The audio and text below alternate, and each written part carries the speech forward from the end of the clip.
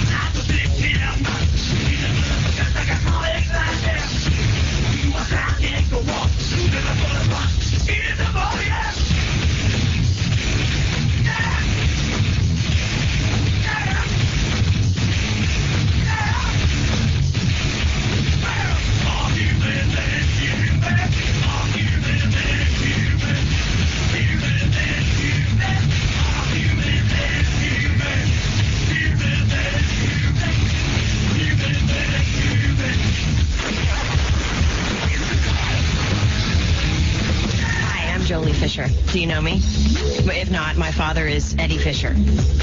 No help? Okay, well, my mom is Connie Stevens. Still nothing? Oh, my sister's Carrie Fisher? No, okay. Well, I guess I'm just a Howard Stern fan like you. See you later. I'm going to go turn my radio on now. The Howard Stern Show. Right. I didn't worry about it. So now I'm like, okay, People told you where to show up. I got to see my 6-year-old tonight, but I want to see the other 2 for dinner. And then I want to wait. And then I want to come back to the city. And then I want to go back. And then I got to get a car, but I got to arrange for a car to go. Your head is going to explode. It's a new world, baby. Help me. Somebody. Didn't I tell you this sounded too complicated? My wife she said, you can't handle this. I know it. Really? And she's right. I can't. I can't. Crazy. I can't handle legal separation.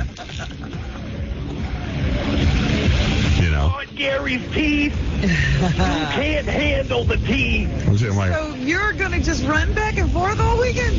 Well, at various times, yes, Robin. Yes. It's like a shuttle bus. You might as well get a cab and drive a bus.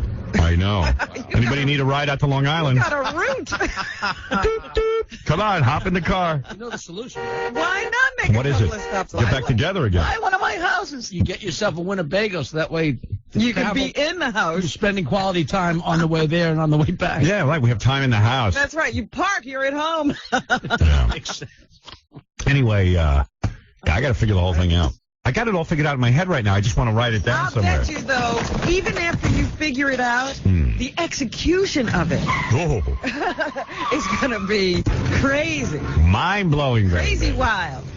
Because even with my 6-year-old, I'm always used to having a housekeeper around that really plays with the kid. I don't play with the kid.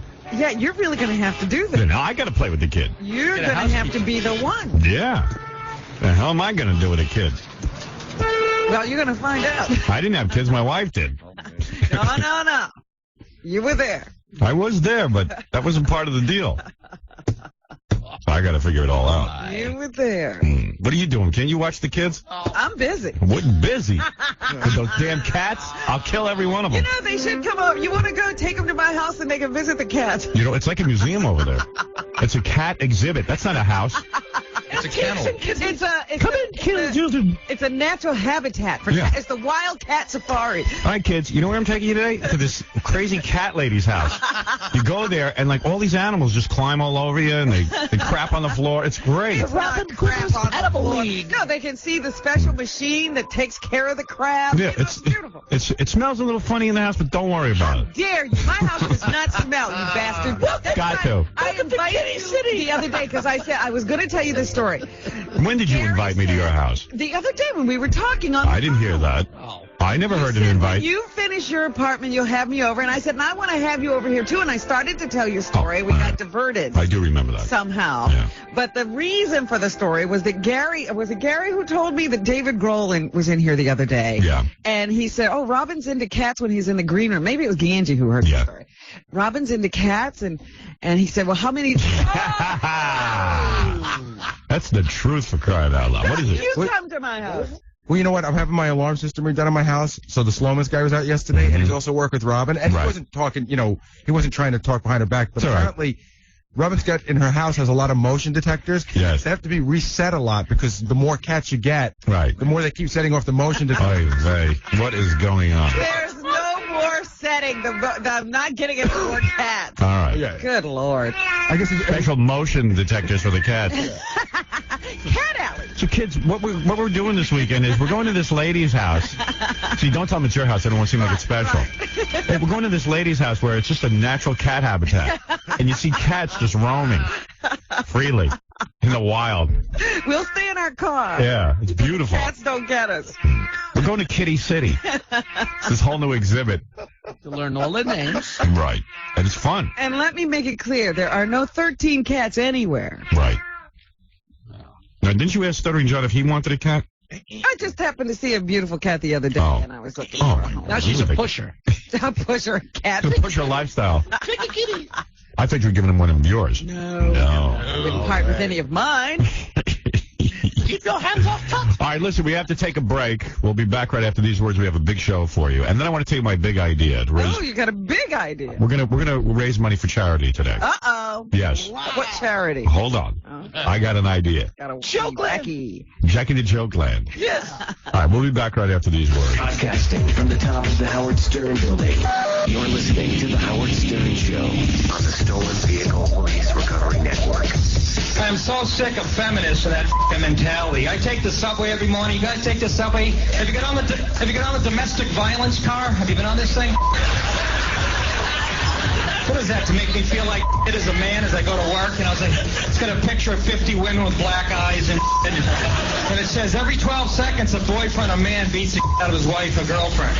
Don't try every 6 seconds a woman takes her husband for half of what he's worth, you know? Why don't you put a picture of a bunch of guys up there with their f***ing checkbooks open and a bunch of zeros? The truth. Every 12 seconds. They don't tell you what happened the previous 11 seconds when he walked in and, you know, she was sucking his best friend's you know? You don't see pictures of that on the subway cars. Yeah. I'm not defending OJ, but I understand.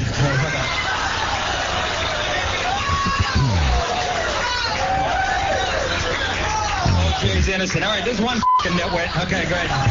Yeah. There's Nick DiPaolo. Oh, very funny comic. Very good. So last night, man, I'm laying in bed. I'm tired. I'm going to sleep, right? I put on the TV, put on Fox. Chuck Woolery's new show kicks total ass. Does it? Oh, my God. It's great. Woolery got a good one? Fox put on a Regis ripoff show, you know? Regis has that $1 million question, which I liked. Well, it's Who Wants to Make $1 Million? Yeah, forget that. Yeah. All right. They get Chuck Woolery, who I think is Satan. Chuck has very little to do with it, let's be honest. Well, he never had anything to do with anything he's ever done. Yeah, evidently it's a TV show that was, I think, adapted from an English television quiz show. Regis is the one that was adapted. Oh, is that right? Yeah. All right, so this one is called Greed. Right. All right. I don't know. Are they doing this once a week or are they going to do it every night? If they do it once a week, it's special. Let me see the TV list. Although if it was on tonight, I'd watch it again. Well, I don't understand even Regis' show. They only bring it back for a 2-week stint. You see, Regis is blowing it. I don't know why, but they had that on for 2 weeks. It was a ratings killer, a giant. And then they went away and said they have to produce more shows. That show's the easiest show in the world to produce. It's a guy standing at a podium with one guy asking him questions. I thought they were going to produce a whole season. Yeah. Now they've only produced 2 more weeks. Yeah, it doesn't make any sense. You think they'd jump on it when they saw it was the same? And you know, like Regis's thing, you got to go through a lot of hassle to get the $1 million. Yeah. This show's unbelievable. Yeah, it's not on tonight, so... Okay, so here it is. Here's how it works. I'm sitting there laying in bed. They got a real evil-looking set, and it's called Greed. And they take a guy. He's the team captain. And they take 4 other people from the audience. Oh, it's from the audience. I don't know where they get them from, but it's 4 regular dudes and a dude. You know what I mean? The dude is the team captain. And what they do is they got a pyramid. 50,000 is your first question. If you answer the first question right, you get 50 grand. Then it goes up like 25,000 until you get to 100,000. Then it doubles to 200,000. Then it goes to 500,000. Then $1 million, and then 2,100,000. Wow, that's a nice increment. And they don't wait like 7 months to give it away. You can get it that night. Okay. All right. So they ask you some questions, and the team captain he goes second. But the first person on your team gets asked the question. They give their answer, and then the team captain can agree and concur. And if that's it, then they split the $50,000 4 ways. But then, all of a sudden, Chuck Woolery will say to someone, I'll give you $10,000 right now if you challenge one of your teammates, and you can bump off one of your teammates. Oh, my, and knock him out of the game. That's right. what I tuned in. Yeah, and if you lose, you get the 10 grand and you walk away. But if you win, if the other guy wins, he gets double the amount, so he's playing for $80,000. There's all kind of money going down. Wow. There's all kind of money. Turn on your own friends. You can turn on your own people, and they always do. It's It's great. out in a heartbeat, right? The guy Right. standing there. Yeah. Doesn't get the right answer. Goodbye. Yeah, It's like, but he got 10 grand, So that if guy. you figure somebody on your team is weak and can't answer the questions, just turn on them. And up to 100,000, they ask you. See, here's the flaw in the game. They ask you a lot of easy questions, so you get up to 100 grand. Yeah. They split that 4 ways. You're looking at 25 grand a piece or whatever it is.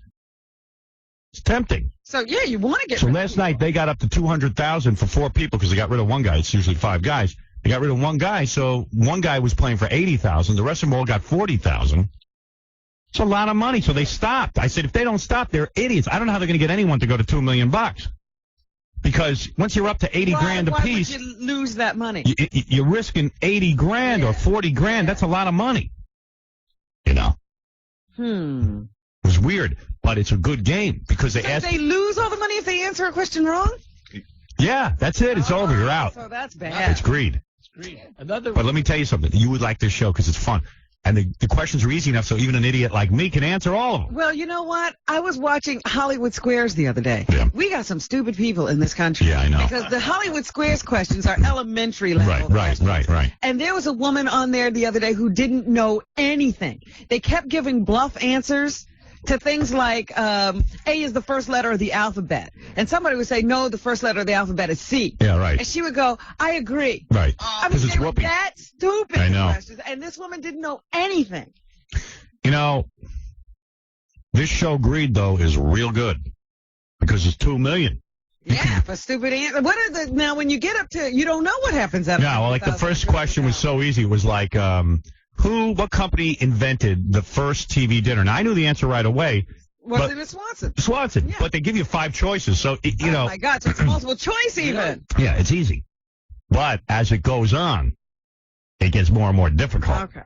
Like one of them was a good question. Like one of them was, what are the 4 favorite, according to the Kool-Aid Company, what are the 4 favorite flavors, best-selling flavors of all time? So they had like lemonade, grape, orange. And cherry. And iced tea. And what was the other one? I forget the other one. Beer. Something like that. And then Chuck gives you a freebie card on it, because that's kind of hard. He removes he removed one wrong answer. You know what one of the wrong answers was? Root beer. Orange. Orange was Orange is not. See, you would have taken that. Taken orange. So iced tea was wrong, and then so they got that one, and that's when they got the 200 grand. But it's that kind of stuff.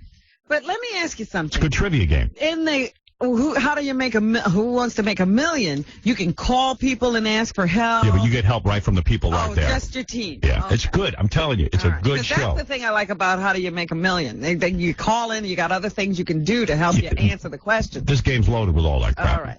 And it's very immediate. Howard, I saw it when they came down where the 2 guys faced each other and had one guy lock the other guy out. Yeah, that's right. It was cool. In a heartbeat. Yeah. But he got 10 grand from knocking the other guy out. Another victim of greed. Give you money for getting rid of your teammates. Yeah, it's all kind of money going on. It's a good game, I'm telling you. You turn on each other and start fighting. You got to watch this. It's almost like Jackie at negotiation time. I don't care what Robin gets. That's right. He's trying to cut us out. Greed, that's me. I'll lock you out. I still deserve more than Fred. It's just that Fred had more than me when we started. You know, I don't care what Fred gets. I'm leaving if I don't get more than Fred. Yeah. And I gotta be hit. I don't know what Fred gets, and I'm not saying I don't like the guy, but I don't care about him. I gotta get more than Fred. I gotta get plugs, and I gotta get hit right or stand. Right. I don't care that Fred's been here longer than me. I have no respect for anybody. I hate everyone on the show. And I would get more than Howard if I could figure it out. And I'm gonna figure it out. Come again. I deserve it. For $10,000, I'll give it to Howard. Yeah. You just running tape and Tom's Tom's office. How about my phone? I try to deal with Tom. I can't. Well, that's true. Right. Yeah, I was reading in the newspaper that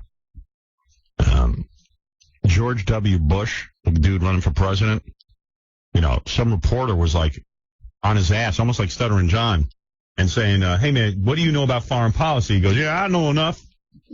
Because his thing is that he's probably a real dumb guy because, he was into partying and crap. Right, what did he know while he was, partying and drinking until he was 40? Yeah. Did he read a paper? No. So, some dude says to him, hey, like, who's the president of, Czechoslovakia or something? And he's like, I don't know.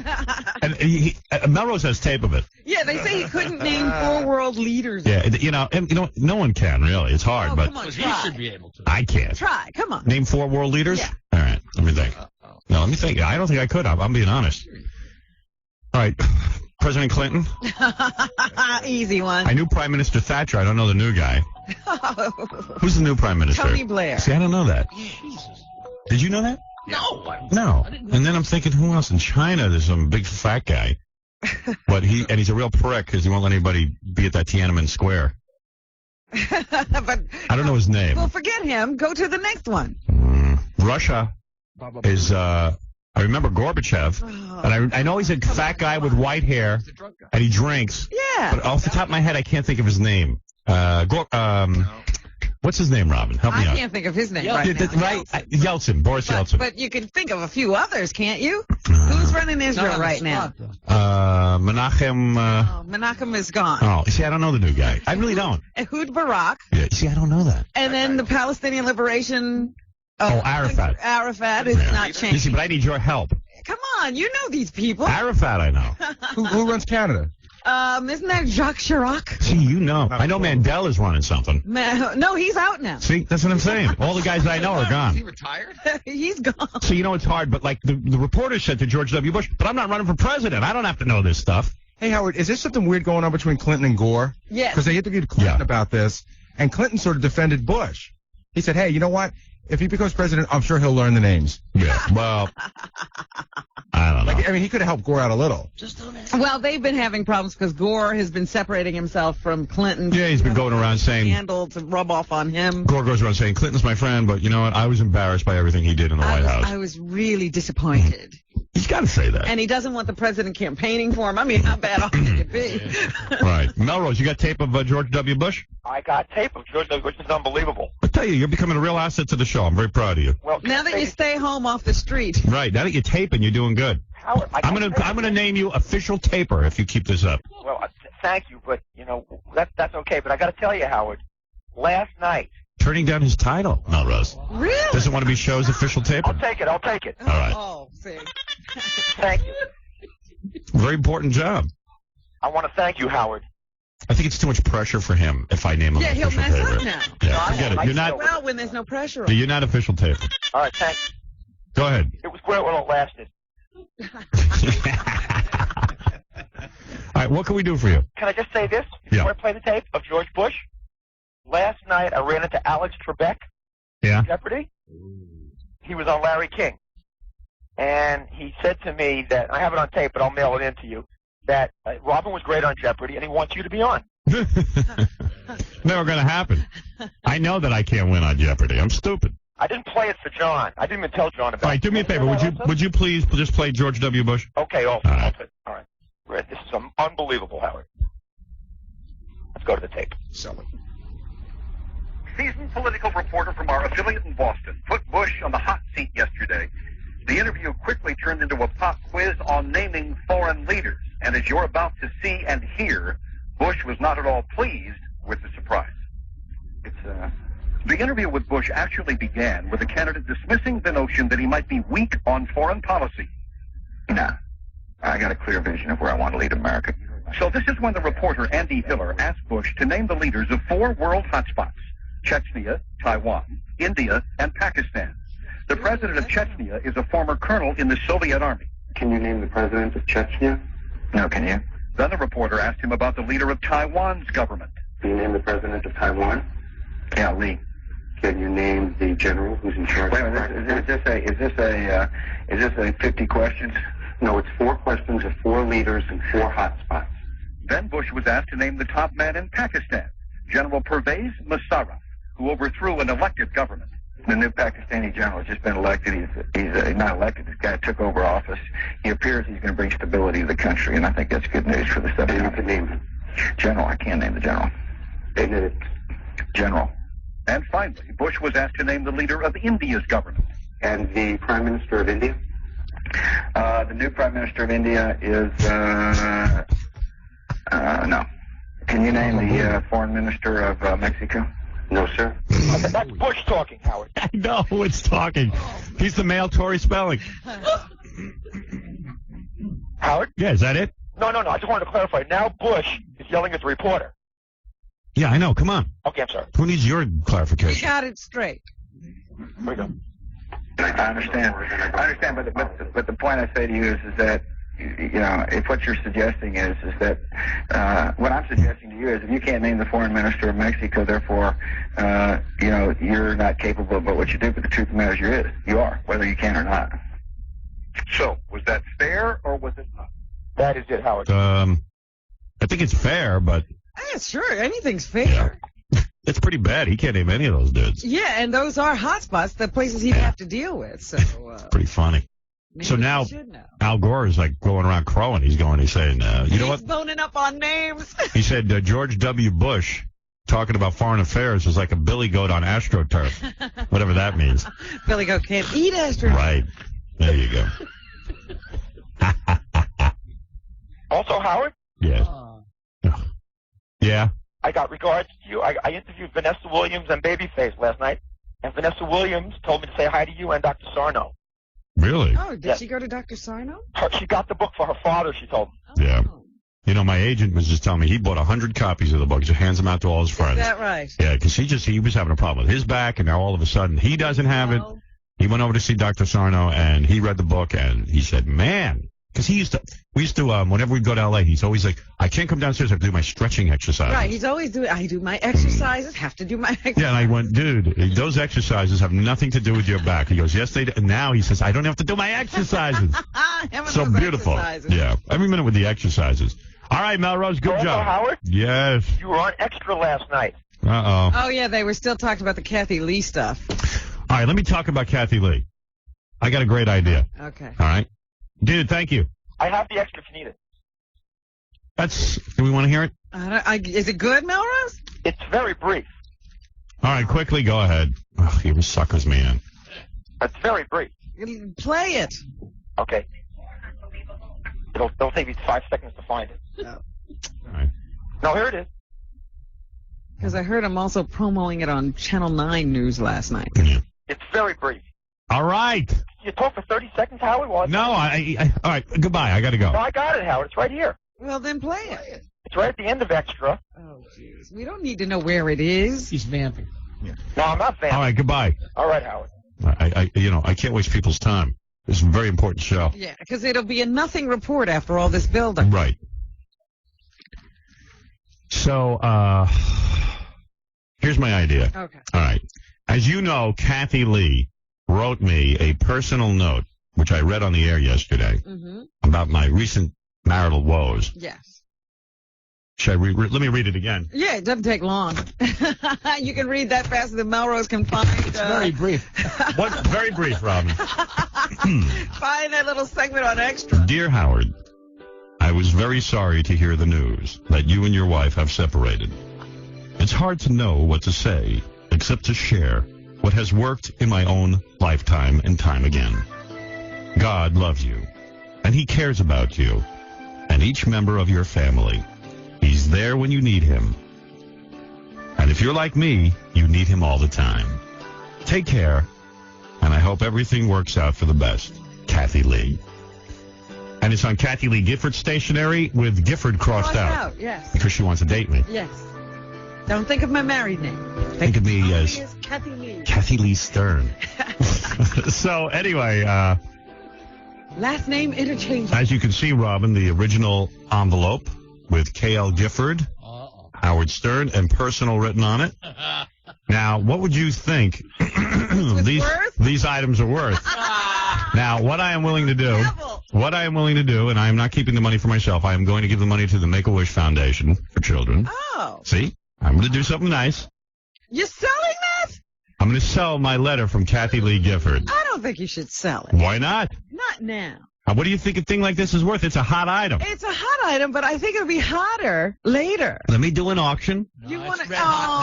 Let me see what kind of money I can get for This it. is your children's future. You think? Yeah, my kids will call up. Don't sell it. Right now, Howard. I got to tell you something. What? I was going to take this and frame it and keep it on my desk because people go, oh, Absolutely. In fact, the only other thing I was thinking of is if we could get a Kathy Lee imitator to read it over music so we could use it on the show all the time. You know what's funny? As I'm sitting here holding it and the texture of it and her handwriting and the raised lettering and thinking of it sitting on my desk and everybody who ever comes into my house will laugh. Yeah. When I think about that, excuse me for 1 minute. Still remnants of my cold. Sorry, Robin. When I think about that, I really don't want to give it up. I know. Why would you sell it? It's so much. But could you imagine the amount of money this would raise? Yeah, I understand that, and I'm sorry you said it before we discussed it, because now the Make-A-Wish Foundation is either leaping or, they're in mid-leap wondering now, is it going to be sold? Aren't you curious to see what kind of money? But, it's such a valuable thing to you. I know. Yeah. All right, I'm not selling it. See, now you convinced me. I would go the frame way. You know, I would really take care of it. What is it, Paul? Hello. Yeah. Yeah. I'll give you $50 for that letter. Get out of here. $50. He's not letting it go for that. 50. I'm thinking this 75. thing could fetch $75,000, let alone. I say 100. I say 100,000. Yeah. I'll tell you I'm something. starting to bid. This is a personalized letter from Kathy Lee Gifford to Howard Stern. People have never had words with each other ever. We have. This is the. First of all, if I told you that there was a letter from Kathy Lee Gifford to Howard Stern. Well, the other day when you said it, that was the last name I would have ever dreamed. You know what? I don't think I'm going to auction it off. I want this. Yeah, you do. I think I want this. You do not want to give that away and have it in somebody else's possession. As I was about to give it away, I realized, what am I, crazy? Yeah, you don't want to do that. Devin, you're on the air. Hey, $500. $500. I wouldn't even part with it. $500. Wouldn't part with it. You're way out of your league. For starting out $500? You could start off anywhere you want. I ain't You going to go for obviously don't want $500. it. You just want to start. Minimum bid 10,000. Minimum bid $10,000. Minimum bid $10,000? Yeah, get out of here. You don't have $10,000. The person who has that kind of money is. I don't want to say. All right. Anyway, listen. No, keep it What? and frame it. You're absolutely right. You're going to have to rip it in half. Be quiet. All right. What's he laughing at? He's a nut. That wasn't funny. He loves my misery. Big Black, you're on the air. Yo, what's up? Just trying to give Melrose the title of official taper, but I got something good for you. What? Inside Edition did a minute-and-a-half piece on you. Who? Inside Edition. They did a minute-and-a-half piece on you reading the letter and had some fans trashing you.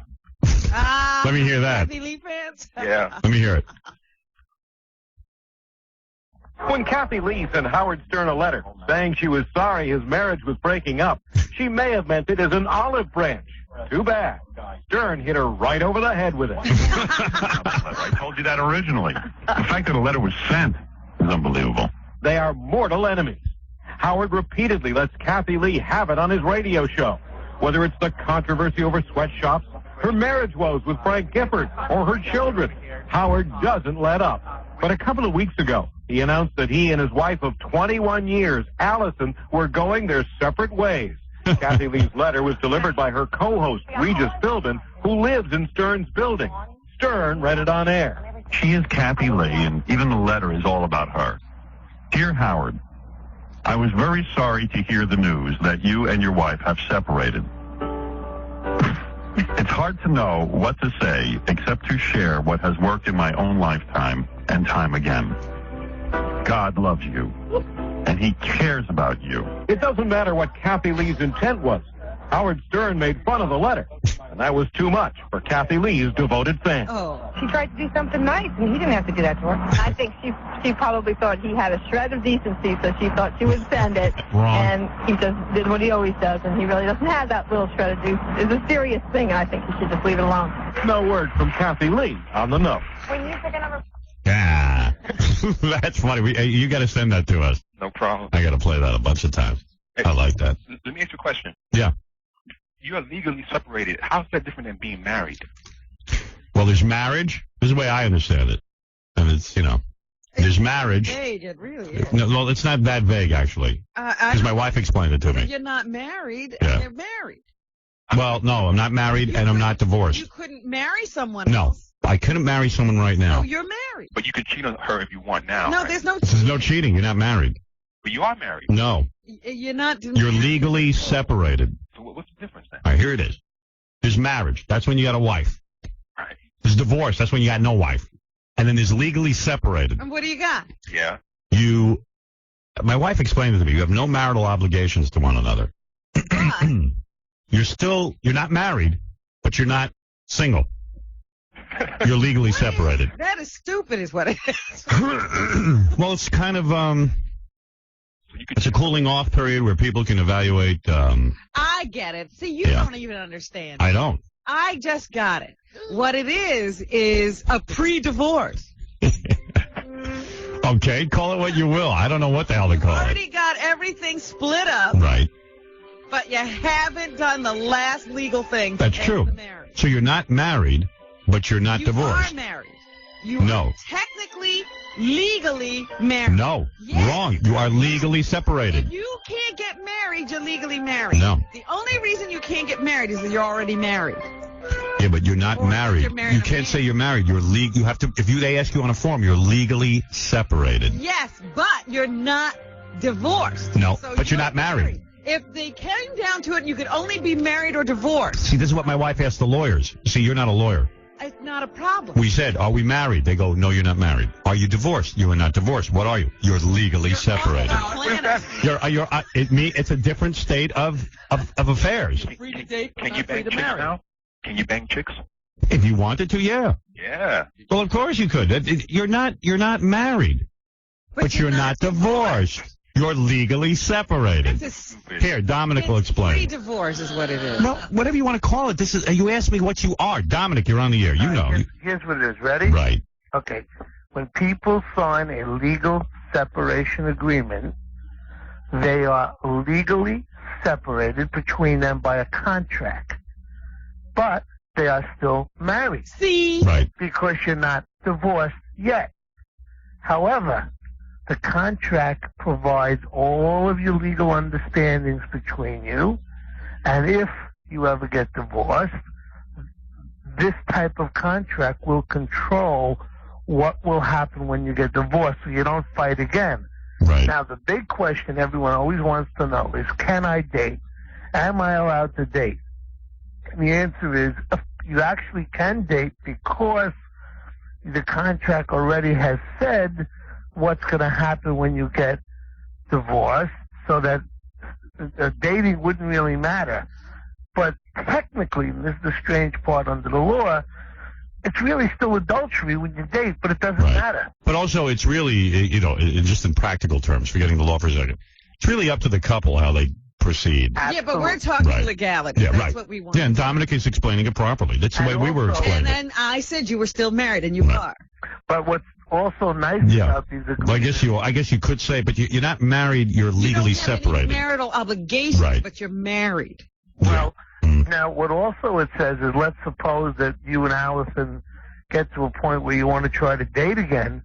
You say, you know what, maybe we want to get back together. Right. Well, you can even have relations.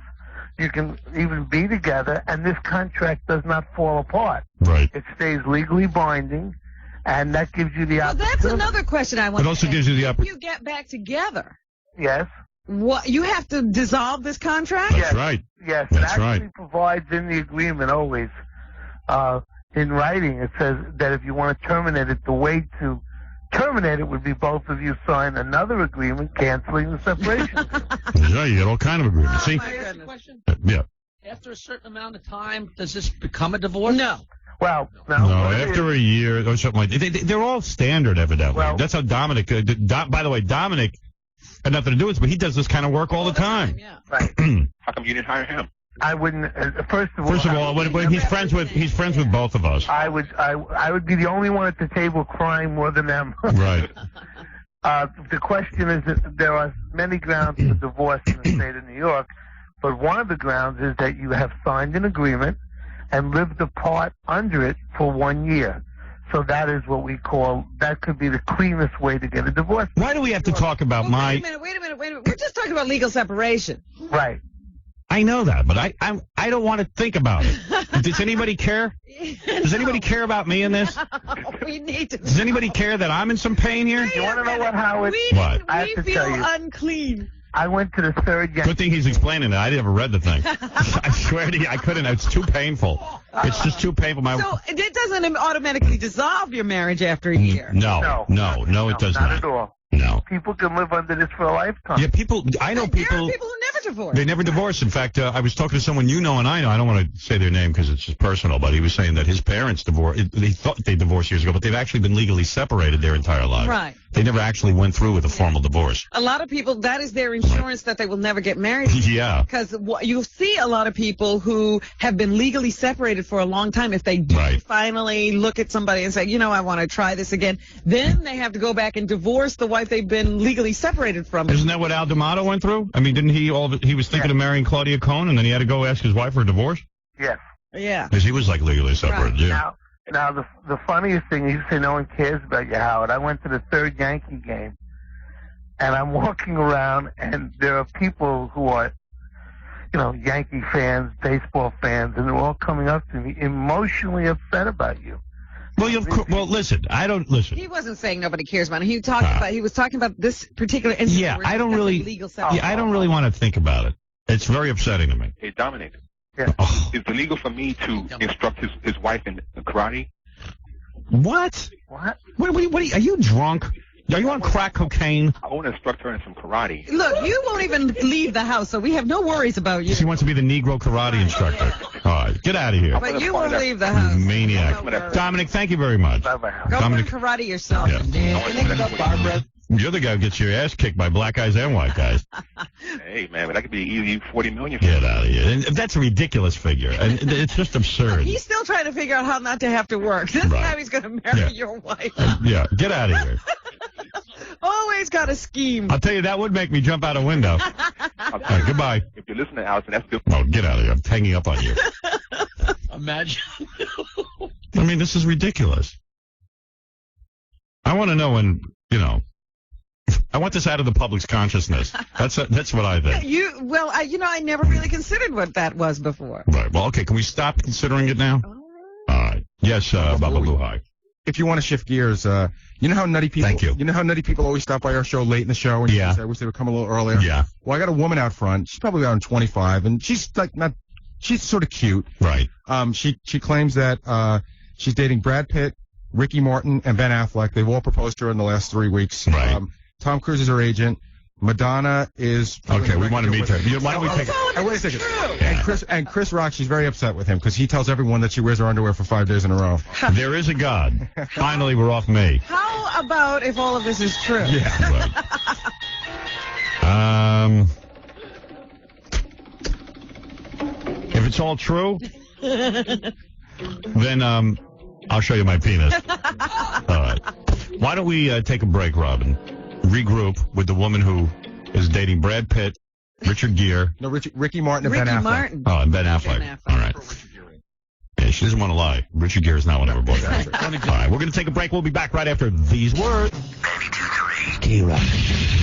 You're listening to a man who could cure cancer. He just doesn't feel like it. Howard Stern. Don't forget about the TV show, which happens Saturday night. Yes, we will run Barry Williams, Greg Brady performing Rhythm of the Night live with the Losers, our band. I'll play steel drums. I'm bent over those steel drums like a praying mantis. Baba Booey. Yeah, Baba Booey is on, and Barry Williams doesn't miss a beat. Nothing stops it. Right. And then there's a male go-go dancer. Oh. The world is on your shoulders, and all of the night. Wait till you see the look on Barry Williams' face when we tell him the guy just crapped all over the floor. Get out into the street. Also, Tara, the hot aerobics instructor, burps while in a bikini, and she's really got the best body I've ever seen on a woman. Casey Armstrong gets a foot massage from a gay man and freaks. Also, great animation. Blacks falling out of the closet, Stern at the gay games. A real funny cartoon. And Gay Family Feud with Rebecca Lord as eye candy because it's such a gay show. We had to put a woman in a bikini to stand at my side during it. Unless you did that, everybody would run away from the set. Meet Lonnie from Scores and also... yes, the great Lonnie. Yeah, Lonnie's on there. And also a tribute to the women of the Howard Stern Show, which is very beautiful and very sexy. So that's this Saturday night in syndication. It's a great show. Maybe our best. Very, very proud of it. A lot there for your viewing pleasure. I'm going to put my Kathy Lee letter back. Yeah, you can't sell it. According to the New York Post, they took a poll. Who took this poll, by the way? The New York Post? Richard Gere is the sexiest man alive? I think that's People. People. Magazine does the sexiest man alive. Well, screw those guys. What do they know? Don't you think Paul Rodriguez is the sexiest man alive? He'll be in here in a couple of minutes to play the... Probably has some objections to the poll. Yeah, there's very few Hispanics on it. Are you ready to meet the interesting woman? Yeah, let me meet that woman. Gary says this woman's a real trip. Her name is Sunshine. Oh. There's Sunshine. Well, Sunshine, you look like a young girl. How old are you? 25. You're 25. You look much younger. Yes, I am. All right. Now, Gary tells me you have a whole list of celebrities that you are... Take a gum out of your mouth. It's hard to listen to you. You're very annoying. You know you love me. You lie. I love you already. I know you do. Do you and Howard know each other? Oh, hell yeah, we do. Don't you even lie, Stern. You know you love Really? me. You say the F word. So you've been emailing her without telling her. Oh, yeah, sure. Absolutely. Tell us about... This is funny. Something about Brad Pitt. You know him? Yes. Tell us about the celebrities you know. Okay, Brad and I go back to about age 7. Right. And Ben Affleck and I go back to age 11. Wait a minute. Your age or their age? Because you're not the same age. No, Ben Affleck is 27 and Brad Pitt is 29. Right. Yes. So when you were 7, you met them? I knew Brad Pitt when I was 7. I was discovered by Tom Cruise and my mother. What were you doing? Tom Cruise is your agent or your manager? He's my agent. Uh-huh. He's my secret agent man. Really? And where do you live, in Los Angeles? No, actually, I'm originally from Massachusetts. Where do you live now? Mars. Yeah, pretty much. Uranus, actually. Are you homeless? Yes, I'm homeless. Are you really? Homeless as hell. Are you really? You have nowhere to live. Oh, nowhere. I'm living on the streets. Are you really? Last night I stayed at the bus station. Is that true? Oh, definitely. You have no parents? You have no idea. No, I have parents. You do? Yes, I do. Where do they live? In Tewksbury, Massachusetts. Oh, I see. You don't want to stay there. Right. So you live... No, I don't. So you're homeless in Manhattan? You stay at the bus station? Well, actually, I just got in last night because I found out about this conspiracy against you. Yes. And I had to run in and tell you. Yes. It's just... It's in the Globe, this conspiracy? What is the conspiracy? Oh, just this man. What? Oh, boy. At least she's happy. She's not bad looking for a kook. The headline she's talking about is the real reason for the Howard Stern Yeah, bus stop. stay on low. Look at the real reason. Yeah. Oh, that's where I go to Scores and see strippers? Definitely. Oh, yeah, the Strippers and Hoes series, yeah. But tell me about you, though. You're a fascinating woman. Why would Tom Cruise let her live on the street? No. See, the situation is we're sociologically studying a theory about strippers and hoes generation between the generation before us and the generation now. And why is Tom Cruise, if he's your manager, why is he allowing you to live on the street? No, it's actually not that he's allowing me to live on the street. It's You're doing a study. project. I see. Research. Altogether, exactly. Did you go to college? Is that when you lost your mind? No, yes. Well, I lost my mind when I was around 7, but that's okay. Did you go to college? Or have you ever been hospitalized? No, not at all. Really? Are you I on know any? some people that need some Luvox. What is Luvox? Oh, Luvox is an obsessive compulsive disorder. Oh, it is. Do you have that? No, absolutely not. I'm the only sane person around here. Are you on the drug Luvox? No, I'm not on any drugs. You're not on any medication? know that name? Yeah. How do you know the name Luvox? Because I study psychology as a professional. I see. In fact, that's where I'm torn between the music industry and college right now. Guys, if you run into this chick, she's not that bad looking. It'd probably be real easy to bang her. Is it easy? Are you easy in bed? No, that's awful. I'm actually a Catholic. I really practice the Catholic religion. Right. And I'm actually saving myself until marriage. How's your body? Is it nice? It's hard to tell. You're covered up in a sweatshirt and stuff. Are you good looking? See, that's just it. My body is a secret. I don't like to share it with anybody. Yeah, good. Don't share it with me either. Oh, I don't even want to know. What do you mean I'm awful? Can we call your family? Can we call your family? Where's your mom and dad? Yeah, call my family. Really? No, really don't. Cinderella. Seriously. Is your family? Brad Pitt named his dog after me. What did he call it? Cinderella. Crazy. Cuckoo. Loco. God, you're in big trouble when I see you know it. All right, how often do you see Brad Pitt? Tell us all the celebrities you know. How often do you see Brad Pitt and where do you see I him? don't even care what you think. Where do you see Brad Pitt? I just saw him last night. We went to see Fight Club. Right. And he went to see his own film? He was with you? He did, yes, and he talked like this, and he said his name was Billy. Do you know Jennifer Aniston as well? Oh, no, Jennifer who? Really? His girlfriend? Jennifer through? Are they over? Are they over? Is it? Yeah, they're so over. It's sick. I was wondering what the heck is up with New York. Are they going to, publish it or what? So Brad Pitt told you last night when you went to see the Fight Club with him He loves me. that he's in love with you and he doesn't want Jennifer Aniston. No, Jennifer called me up around September 27th, and she said that Brad was Lex Luthor. What is that about? Oh, well, she was through with him. You know what that's about. I know you do. Yes. Yes. So you're on the inside with her, and you won't tell us. That's right. Jennifer does not like me. She is not my friend. So, what about Ben Affleck? How could you be dating? I love Ben. Ben taught me how to play basketball. now, how did you meet Ben Affleck? Ben and I have met each other over an internet. Well, actually, you know those telephone lines that you have? Yes. Yeah, we met each other through that, and then he was just Chat line. Yeah, his mom said no. No. Party line. That's what she's talking Party about. line, right? Yeah. Party line. Please, I understand this woman, Robin. Let me handle God, this. you're scary. All right. And you met Ben Affleck over the party line, and now do you date him as well? Yes. You do? And I've been dating, right? How long have you been seeing him? Actually, since probably about 7 months. So you broke him up with Gwyneth Paltrow? I'm not really sure, but I don't want to make no comment. No comment. Smart move. No, You're bright. Can I ask her a question? No, I heard so many strange stories about Ricky Martin. But you're dating him? Rico Suave. What's up, Rico? I know you're out there right now. Love you much. Now, you are you're friends with him as well? Yes, Ricky Martin, but I've never met him a day in my life. What do you mean? Oh, him you don't know. But he proposed to you, you said. Yes, he proposed to me. How did he do I that? met him personally. How did over he? the internet. Over the internet. Yes. See, this internet is really helping. Oh, we love the internet. All right, let's see. There's phone calls for you. Your fans are out there. No way. Yeah, this is for Sunshine. Peter, go ahead. You're on the air with Sunshine. Yeah, is Paul Rodriguez running late? Is that why you got her in there? Get her out of there. And Paul Rodriguez is coming in just a second. Get him in there now, because she's annoying. He might want to talk to her, actually. All right, thank you. And ask Teddy Sheringham. All right, whoever that is. Eddie, go ahead. Hey, Howard, this girl is sick, man. Was she drop kicked when she was born? Were you drop kicked when you were born? Did Actually, I want to make no comment on that statement. Did you get dropped on your head when you were born? Well, no comment. All right. Oh, man, she's worse than Sybil. God bless you, Howard. All right, take care. Hey, Sunshine, what's going on with you and Chris Rock? Oh, Chris, you're a dead man when I see you. Why? What is the rivalry there? He calls up Catherine's house. Yeah. You know, the Catholic school that I'm staying at. Who's Catherine? It's the saint. She's a wonderful woman. St. Catherine's house is a house she stays Oh, I see. You stay in a house. Mm-hmm. Oh, okay. That's a good idea. That's a good place for you. Called up the house, and what did he do? So Chris Rock is a friend of yours? Well, he's my rival at this moment. Why? What did he do to you? Well, he told me that I wear the same underwear 5 days in a row. Right. Yes, and he told me, it's awful. I can't even go there. Right. What is it, Casey? Paul Rodriguez is outside. He was wondering if he can come in and meet you. Yeah, sure, absolutely. Paul Rodriguez, who is a very famous comedian.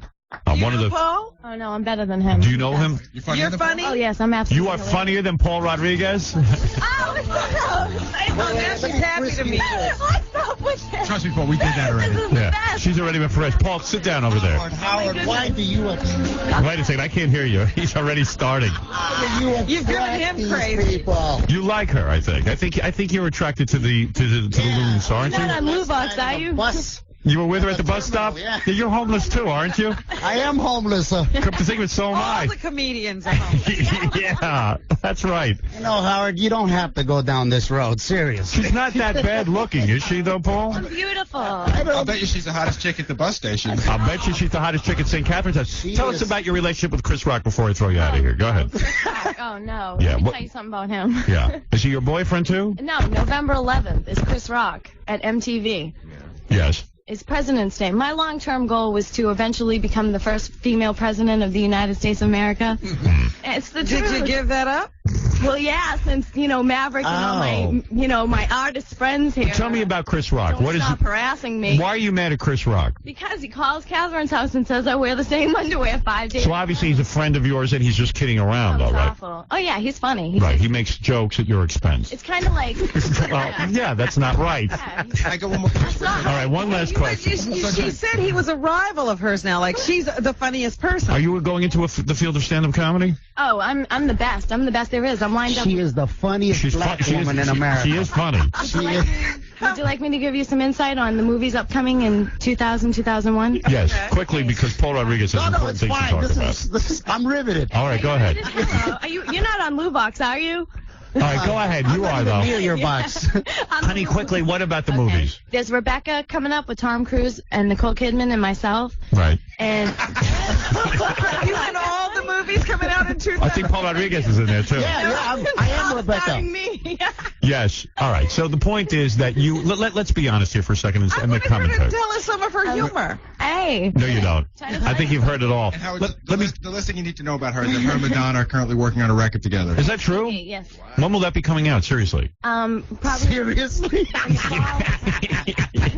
When will that be coming out? Fall of 2000. Has she met Madonna's sister?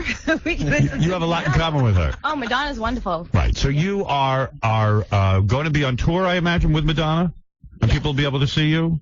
Yeah, she's playing all the Greyhound stations across the country. Yes, I am, and that's not funny. We finally found someone more delusional than Mark Harris. Can we hear her sing a little bit? Because she's Let's hear you sing. Go ahead, a little something. Oh, yeah. Come on, honey. Do you have any music? You don't need music when you're as talented as you are. Sing right now. You No, can I'm just... talented, Stern. You're making fun of me. No, seriously. Let me hear a little. Anything you want. I don't want to sing. Yeah, I don't blame you. Yeah. Keep the mystery. Yeah, right. Listen, You let's know, make real a... singers sing at the drop of a Let's hat. make a serious commentary right now. This girl, Sunshine, obviously is deranged. Oh, yeah. That's why she won't let us call home. Well, I don't know. You know, I think I have seen her with Ben Affleck. You have? Yeah. Because you're at a lot of Hollywood parties. Oh, yeah. I thought I was with. Well, I know she's lying about Brad Pitt because I was with him last night. Right. How was it? You saw Fight Club. Yes, we went to see Fight Club together. I didn't see you there, Sunshine. What did you think about Fight Club? I hated it. Why? Because it's boring. There's a lot of talking. There was nothing funny. I thought there was a karate movie. What joke? Honey, you should relate to that movie because I think you got the same thing going on in your I head. think it happened to you. Yeah, it's about a person who goes insane. And you know what? That's you. Listen, you are obviously mentally deranged. Oh, most definitely. And I don't say that But as you a know, the joke. scary thing is that you look so damn normal. That's right. She That is the does. frightening thing. You know what? When I first walked in there and I saw you, I thought you were like an intern or you were working here. Or somebody's kid who works here. Kid. I thought, Right. you know, and then like within 2 seconds of you talking, I lost total respect. Right. Paul. I said to myself, this is scary. In fact, you lost total respect for yourself. You said, how come I can't tell who is crazy? I know, because I was just about to hit on her, see? I realized that this could be my stalker. Let me tell you something. You brought up a great point about mental illness, Paul. It hides. It hides itself. Oh, but I've never seen it hide this well. Obviously, this is a girl. This is the best camouflage of lunacy. Sunshine, I've ever could you be seen. real for a minute and tell us what happened in your life? Was it a molestation? Was Are you it putting this on, first of all? really what happened in your life to cause the breakdown, the snap? Brad. Did it happen when you reached college age and all of a sudden you had to leave the home? In And grade school. in grade school, you snapped. It was At awful. what point did you lose total When did the split occur? Yeah. Yeah. At what point did you go insane? Yeah, I when think did it you was around, realize? like, Were you the kid in school? 1982. Were the kids in school making fun of you? Was that it? No, the kids at school absolutely adore me. Right. When was Blast Off, though? Squad and everything. Yeah. School? When was Blast Off? 1982? Yes. Right. And what happened? You had a break When with did you reality? start hearing voices? You did have a...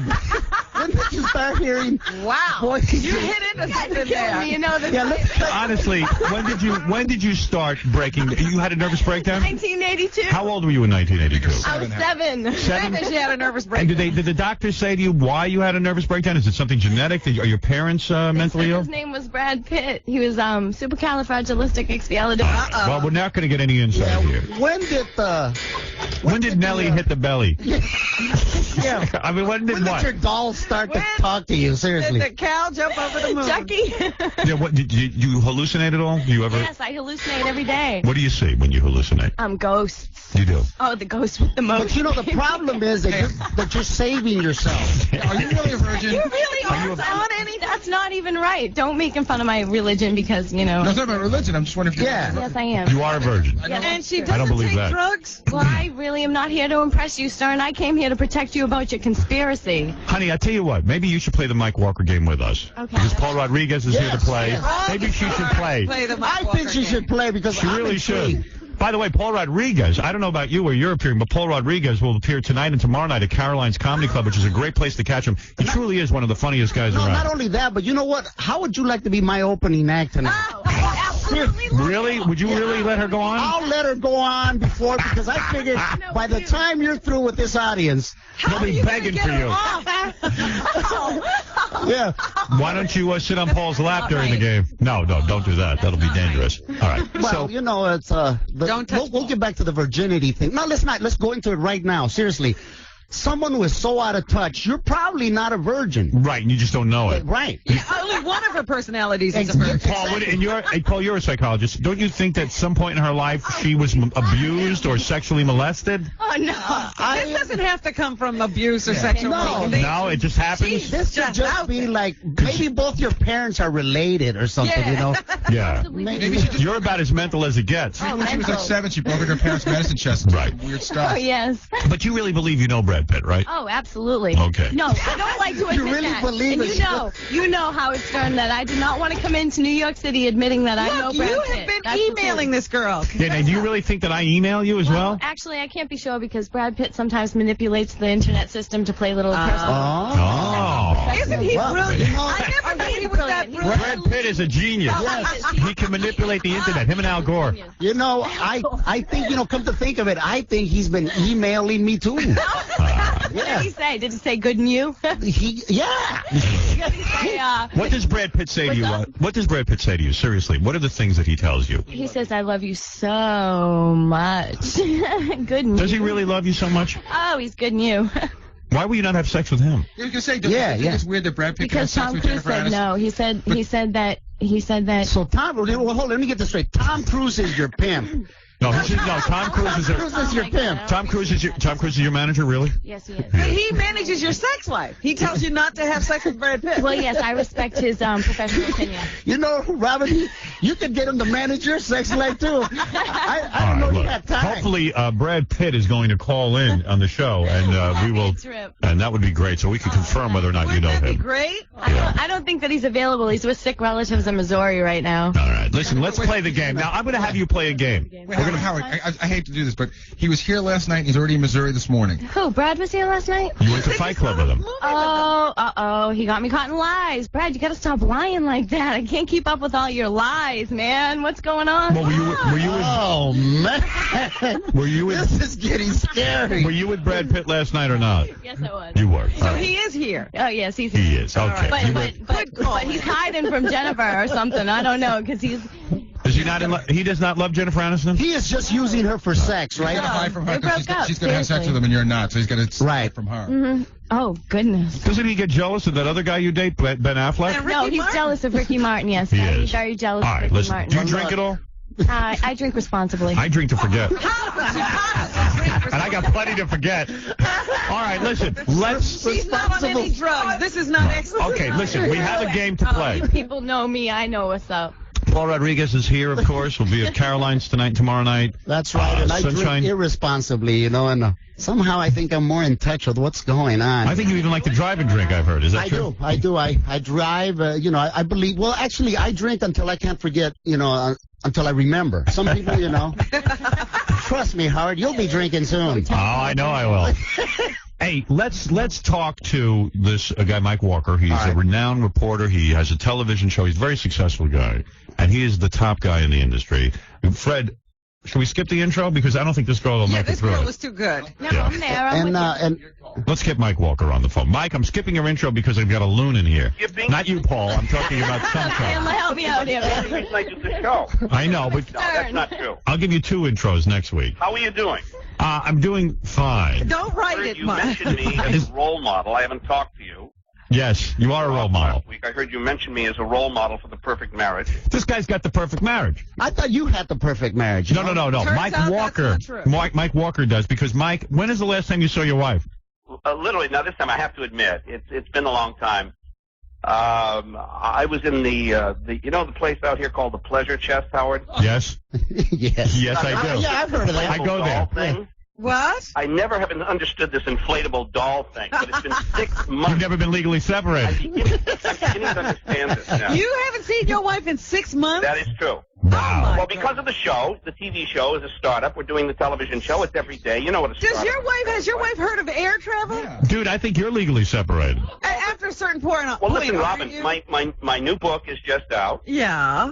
By the way, I'd like to thank all your listeners. How to inflate a doll. Going on to Amazon. What is the name of that book, by the way? The book is called Malicious Intent, and I'd like to announce, just very quickly, if I may, Howard, a contest just for your listeners.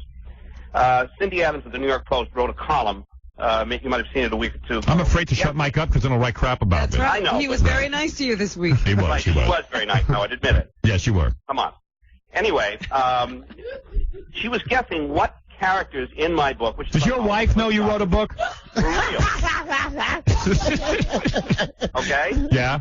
Now, she guessed that the lead character in my book, the female, was based on Tori Spelling. She's dead wrong, okay? Yes. She gave me an idea. I decided that I would pay $500 to the person who writes me the best letter saying which female character or characters my female character is based on. We which happen show to we have her star. right here in the 500 studio. bucks. Mike gets more slack on this show than anyone else. I know. 'Cause I'm so afraid of him. He really does. All right, listen, Mike, let's play the game because we have Sunshine here. Sunshine, do you read Mike Walker? Understand the game? She has a copy of your magazine. No, listen, Honey, Sunshine I'm the can go queen further. player. What? What's up? Because I write Sunshine, about that have you been ever? Do you know? You obviously know Mike Walker, don't you? No. No, you don't. Oh, that's the only person she No doesn't. delusion there. Yeah, all right. Well, All right, Mike, is Why would you not know me with all the things I write about Brad Pitt? In fact, I have a Brad Pitt item, young lady. go ahead. That's All right. nice. All right, we're going to give you 4 stories now, Sunshine and Paul. all right. The 4 stories, 1 story is false. Pick out the false story. Okay. Sunshine, if you get the story right, maybe we'll have a nice prize for you. Alrighty It'll then. lock you up for a night in Creedmoor. That's right. We'll get you a psychiatrist. All expenses paid.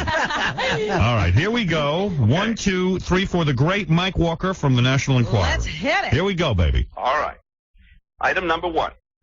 Kathy Lee Gifford hates prickly, hairy, old man ears, so she insists that hubby Frank get his ears waxed regularly so they are bald as a baby's butt. All right. That's a great story. I hope that's true. Did you hear my letter from Kathy Lee?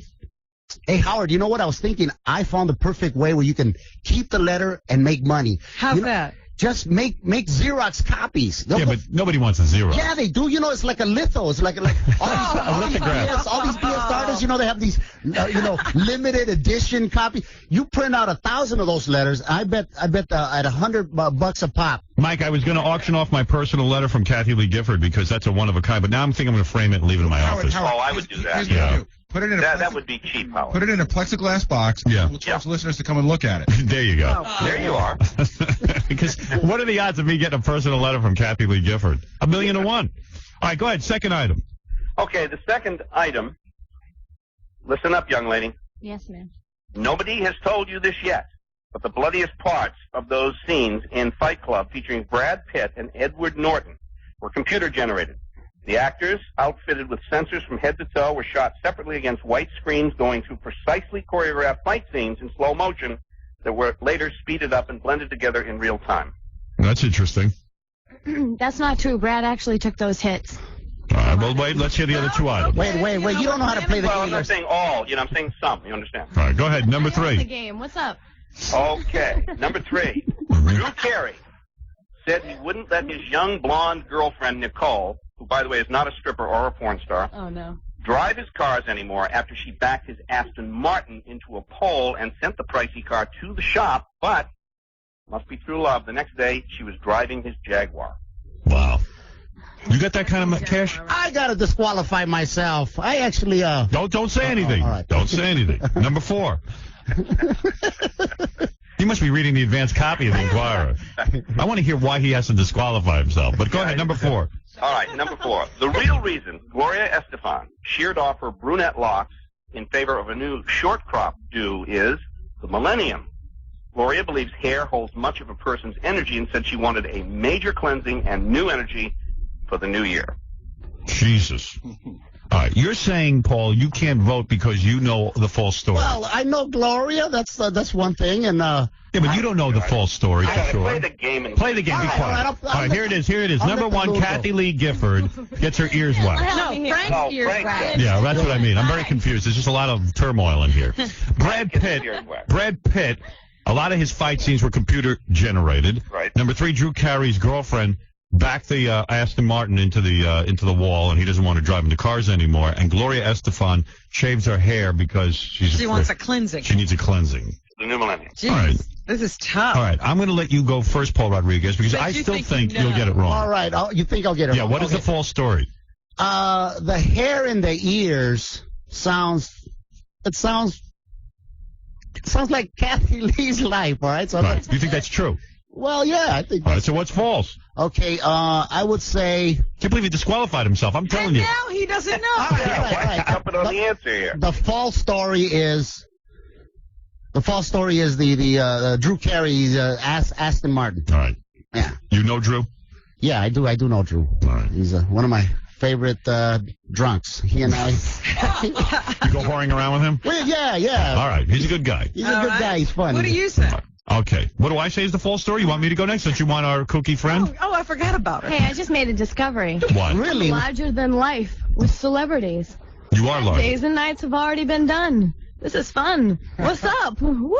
All right. How do you like those apples, Stern? How do you like those apples, Boston? Woo! All right. What do you think is the false story, Sunshine? Actually, I honestly believe that our hair, considering the fact that it's dead skin, does not hold any energy. All right. So you think it is Gloria Estefan? Estefan story? Yes, roger that, Tinkle. Oh, no. Gloria is not going to cut her hair. I mean, she loves her hair. Yeah. Plus, Hair is big with Latinos. You know, here's a big thing. Yeah. We don't never lose our Kathy hair. Lee Gifford earwaxing Frank Gifford's ears. Absolutely, probably true. We've probably said it on the TV show. Yeah. I'm going to think that Brad Pitt could certainly be computer generated, Rob, in some of the fight scenes. That seems perfectly reasonable. That's even more probable because, you got agents and managers and handlers. They don't want, that's their money. Who wants Brad Pitt's face? Yeah, who wants I am with Sunshine, believe it or not. I believe Gloria Estefan's story is false. I don't think she needed a cleansing of her hair. All right, Robin, what do you think is the fake story? Paul seems to know something. I don't know why I think he does. Don't go with me. Don't go with me because now I got second thoughts. The only reason I said that is because, Drew, I mean, the girl is so fine. Who is the girl? She's this fine girl. I saw her at Barney's Beanery one time. Right. She's hot. Yeah. Do you know the girl now? You got the right girl? Huh? What's her name? You know? No, I don't know her that well, Okay, I just want to make sure. No, but let me tell you, with all due respect to Drew out there, if Drew didn't have a hit television show, he wouldn't be getting her. He wouldn't be getting this girl. Right. He'd be lucky to be here with Sunshine. Right. Please, Sunshine, go out with me. He'd be looking to get a couple of rays of her attention, Right. The guy who has Aston Martins, he used to live out of his car before he hit it big. You know that? Yeah. True. All right, so I'm not going with Paul. I'm going with Howard then, with the Gloria Estefan. All right, Jackie, quickly. I was going with that, too. I think what probably happened is she probably cut her hair, so Mike made the story go around it. Because all the other ones, I read about the Fight Club. I think that really happened. All right. So Paul Rodriguez is the lone dissenter. He says Drew Carey is not true. We all say Gloria Estefan is the fake story. Go ahead.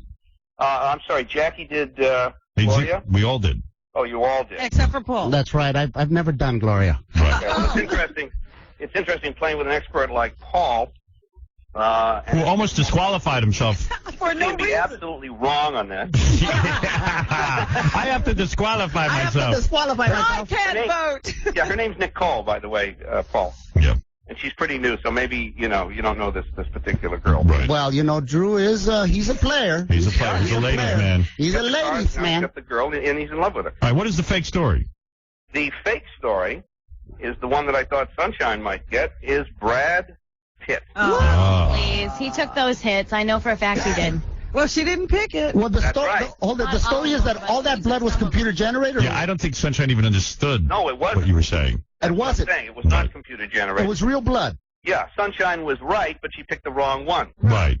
That there would be you are. a Sunshine move. So you honestly believe that Gloria Estefan's hair can be cleansed? No, I don't believe by it, my her darling. soul I and know. her She energy? believes it. You believe that before you would believe that Brad Pitt would take a hit? Oh, she's All right, she is nuts. the game All right, listen, Mike, I'm going to spare you the pain of listening to this maniac.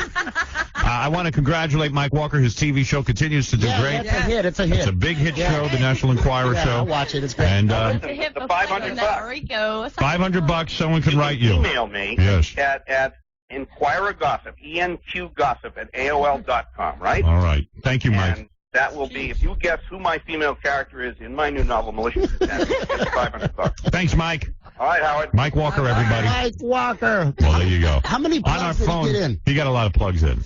You are afraid of him, aren't you? Right now, especially. Yeah, of course. Right now, Absolutely, Howard. yes. He was kicking you while you were down. Yeah, he was. He didn't make any sense. He was getting he didn't make any I'm losing sense. respect for you. I always thought Why you do weren't I have afraid to of be the nobody. You're lone afraid of Mike Walker. I'm not afraid of him. What do I got to be afraid of? Everything's out in the open. I'm a mess. She wants to know why she has to be the loon. I know. Why do I always have to be the loon? Because you're loony, you nut. Well, I thought that our project was over Cruz and Pitt. I thought, On the phone is Brad Pitt. Get out of here. Brad, hi. How are you? Hey, Howard. How you doing? How you doing, man? All right, Brad, do you know Sunshine? Had a great night last night with Sunshine. Pitt. It's Pitt. Pitt would say, "What's up? Good and you?" Good and you, babe. Ah, you lie. Oh, come on. Get out of here. What are you talking about? Good and you. All right, Fred, come back in here. That's armpit. That's not Brad Pitt. Pitt, see you later. All right, listen, Sunshine, I want to thank you for stopping in. He's good and you.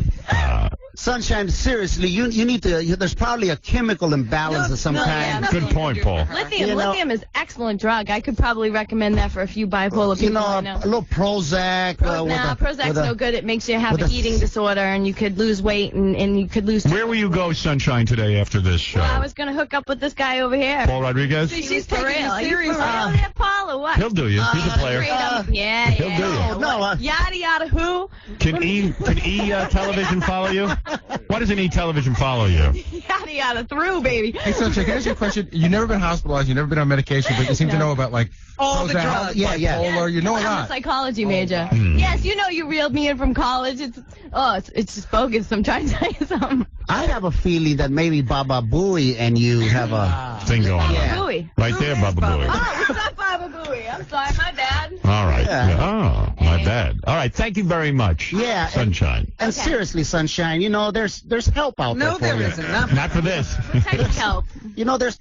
There's help. Just, they're going to lock her up in a straitjacket and put her with a bunch of crazy people. Bad battery. It's just a bad battery. Oh, whatever. Paul, is there such a thing as a brain transplant? Good and you. Can't you get that? Yeah, I think you need something replaced. Something went wrong. Something snapped. A synapse.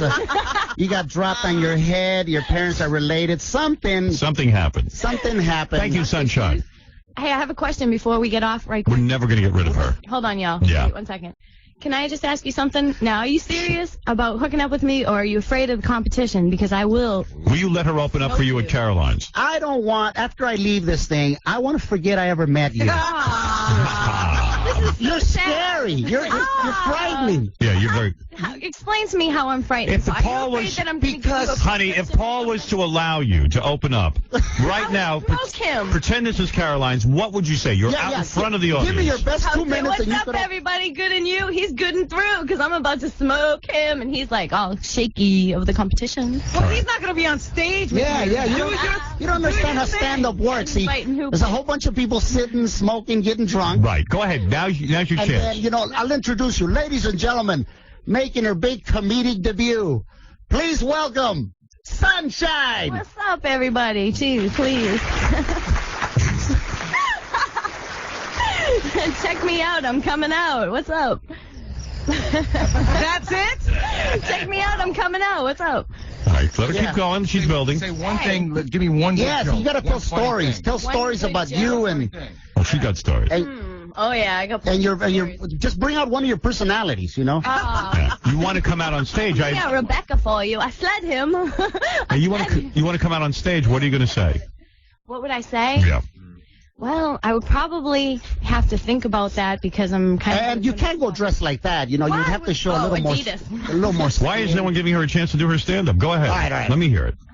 Well, I'm embarrassed. Don't be embarrassed. You're going to have to get up on Caroline's. All right, I can make a confession. Go ahead. One of my favorite things to do is go to McDonald's, and you know how they have the rule that the customer is always correct. That's the rule. The customer is always right. So what I do is, I dress down low, and I go through the drive-thru, and I tell them that I'm in the book. Go ahead. And then, I'm not, but the customer is always right. So I never, ever pay for fast food. It's ridiculous. Who in the world would pay $4 for a hamburger? No, you just don't do that. I'm sorry. All right, get out of here now. You are not opening for Paul Rodriguez. Oh, come on, you're in the book. I'm in the cup, baby. What's up? All right, this is what mental illness is. Yes, I actually think that she actually is. She's black. Oh, now I got the black ball. What's up? What's up? What do you think? You're about the whitest white girl I ever saw, and every minute you're like, I'm the down low. You are critically white. Why do you have to use all black expressions? What do you mean? I mean, you're a white girl. Yes. At least in your delusion, be white. Yes. You sound silly. Yeah, be a white delusionist. You know that you are the poster girl for anything that could go wrong in life? Do you know that? Yes, I do. All right, thank you. All right, take care. All right, take care. Sunshine. Give Sunshine some parting gifts. I wish you the best, seriously, Sunshine. Yeah, sunshine on your shoulder. Yeah, makes Right. me happy. What's your real name? What? Yeah, is that your real name? I prefer not to know her real name. Yeah, let's just let that. Because it's probably Gwyneth Paltrow or something like that. Wouldn't that be great? Steve, you're on the air. What is it? Yeah, I got a question for Paul. Go ahead. What's up? Hey, Paul, I heard you had some sort of situation with Ricky Martin on some Latin channel. Yeah, I heard this too. You did a show with Ricky Martin? Yeah, well, it was actually the Larry King, your old buddy. Yeah. The Larry King Heart Fund. Yes. And you do a lot of charity events and things? No, it was just one thing. You know, Right. Larry called me at home. He says, "Listen, I'm doing this benefit for the heart. The recipient was a guy named what was his name? Julian Vasquez. He had like, angioplasty, and it's a good thing. You know? He didn't have any money, so he needed a heart transplant. Right. So they raised a lot of money. That's you know? a good thing, yeah. And he said, I got Jose Feliciano, and I got Ricky Martin. And, Jose Feliciano was there? Yeah, and Jose is great, man. Jose, I've met him. Does he wear his glasses? He stopped wearing the glasses. He likes He's to got show- them back on now. He does. Yeah, It was because- very disturbing when I met him. I know it's weird, you know, Yeah. 'cause I kid Jose all the time, and you know, and when he takes those glasses off, it's like it ain't Jose no more. It's something out of the Sixth Sense. I see dead people. Yeah, Yeah, but he doesn't know how he looks. In all fairness, so you got to tell him, put your glasses Yeah, on. well, hey, Holmes, really, we were having dinner, right? Right. And he took his glasses off, and I couldn't finish my eggs.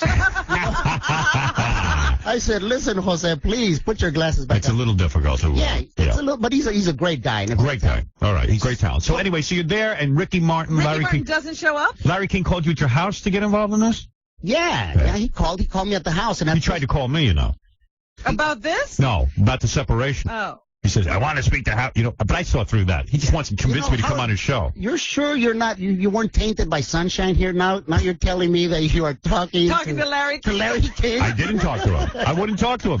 He wanted to speak to me. Why are you so, everybody's out reaching out to your pain right now. Right. I mean, I think personally you're doing Kathy Lee wrong, man. Yeah. The woman went out on a limb. Wrote me a letter. Who asked for her to go on a limb? Yeah, She'll ruin my act. This is the time. You refuse to let people reach out and help you out. I don't want her to reach out. First of all, wait a second. Let's analyze the letter. I like Kathy Lee. I was she just a wrote young me- child she making wrote clothing me- in Honduras. Right. When she wrote gave me. you a lift. No, listen to me. What? If it wasn't for her, you wouldn't have had any money. There you So go. the point is, He fed his whole family. the letter really is, hey, please. The letter isn't about me. It's really about, hey, please leave me alone. I don't think you're reading it right. Yes. Yes, it is. Yes, it is. And secondly, Right. the letter is more or less kind of like, hey, God is there for me. God will be there for you. Excuse me. Why not just be a real person for Christ's sake? Stop the God stuff. Stop the God crap and say, you know what? You've been weird with me. I've been weird with you. I just feel for you right now. That I could respect. God is with you. God is good. God is. Just shut up. Well, Get off my back. It'd be something. Maybe she's trying to convert you. Yeah, exactly. That's what I thought. Maybe you next time I Down come and here, out, you'll be it's Jews time. for Jesus. Let me ask you something. She's Jewish. Let me ask you a question. Why on the stationery did she cross out the name Gifford at the end? Don't you think that was a come on in a way? It says Kathy Lee and she crossed out Gifford? Baba Booey did that for you. No, Everybody knows Swear that. to God, no. I'm telling you the truth. All right. Crossed out Gifford. Talk about when Larry King called you. So he calls you up and tells you to do this heart benefit. Yeah, he goes, Yes. Paul, it's Larry King. I go, hey, man.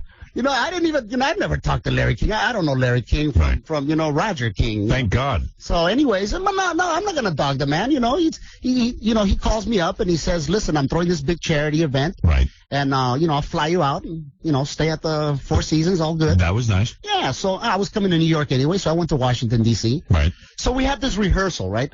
And it was basically a simple show, There's about 400 people. Right. Everybody's there, John McLaughlin is there. Right. He's got a fine young wife. Did you know that? No. Yeah, she's Dominican. Really? Yeah. John McLaughlin, the guy on Sunday morning television? Frightening guy. A 900-year-old man? I'm telling you, man. That geezer? I sat at the same table. This girl is drop dead fine. How old? She's got to be 12.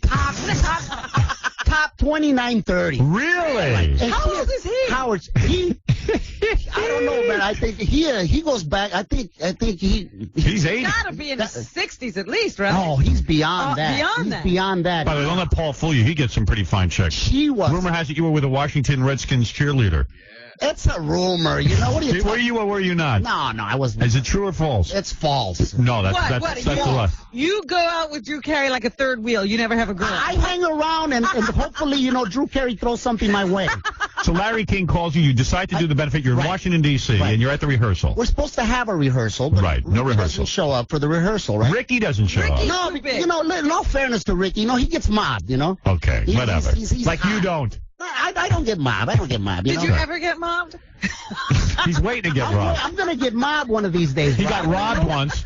Yeah. All right, go ahead. I got robbed. There's this thing at the end, kind of hokey thing, right? Where after Ricky finishes his songs, I come out and I go, "Hey, Ricky, that was really great, man. Shake your bonbon. Hey, can you teach the rest of these old?" And I said that, old geezers. These old geezers, how to shake the bonbon. Yeah. And he's supposed to go, "Well, Paul, haven't you read the book?" I go, "I don't know. Did you have a book?" He goes, "Yeah." And this huge magician's book comes out, right? I see. And then Larry King's supposed to be in it. Right. He pops out. He's dressed like John Travolta. It sounds like a nightmare, this show. I know, but you got to do what you got to do. This is a lot to do for charity. Just collect some money. You know what? I know. I'm out there. You should just give them money and not show Not up. only that, but I did about 5 minutes. Right. And then I was supposed to do about 12, but Larry goes, "Look, we're running late, Paul, so just go cut on." your stuff. Yeah. And let me come down and Yeah, we don't want to miss Larry's brilliant stand-up. And I did a couple of jokes that I thought they were funny, but they didn't go over in this crowd. Because I talked about how Latinos are hot, and even John McLaughlin. Look, oh my God, I said, "Look at that, man." Her having sex with him at night must be like trying to shoot pool with a rope, right? It was like, I thought it was funny, huh? Right. No sense of humor about themselves. Nothing. Right over Crickets. I die, right? It was like, no, the truth is not funny, Paul. See? No, But what about this? But what went wrong? The big finale, because Ricky didn't rehearse it with you, so you do your speech. Right. So he didn't rehearse. There. So I don't know if they told him or not, right? But what happened is that they had some kind of snafu on obviously he can't have his whole band, so he liked the track, right? There was some kind of snafu with the microphone, track, Right. And he wasn't having his best day, because I met him several times. He's a decent guy, but okay. He had a little hissy fit, white lie. Right. Yeah. He goes up there, so I'm trying to work it out. I'm trying to say, my job is to go up there and say, "Hey, Ricky, teach us how to," and he's supposed to go, "Have you read the book?" and all that, right?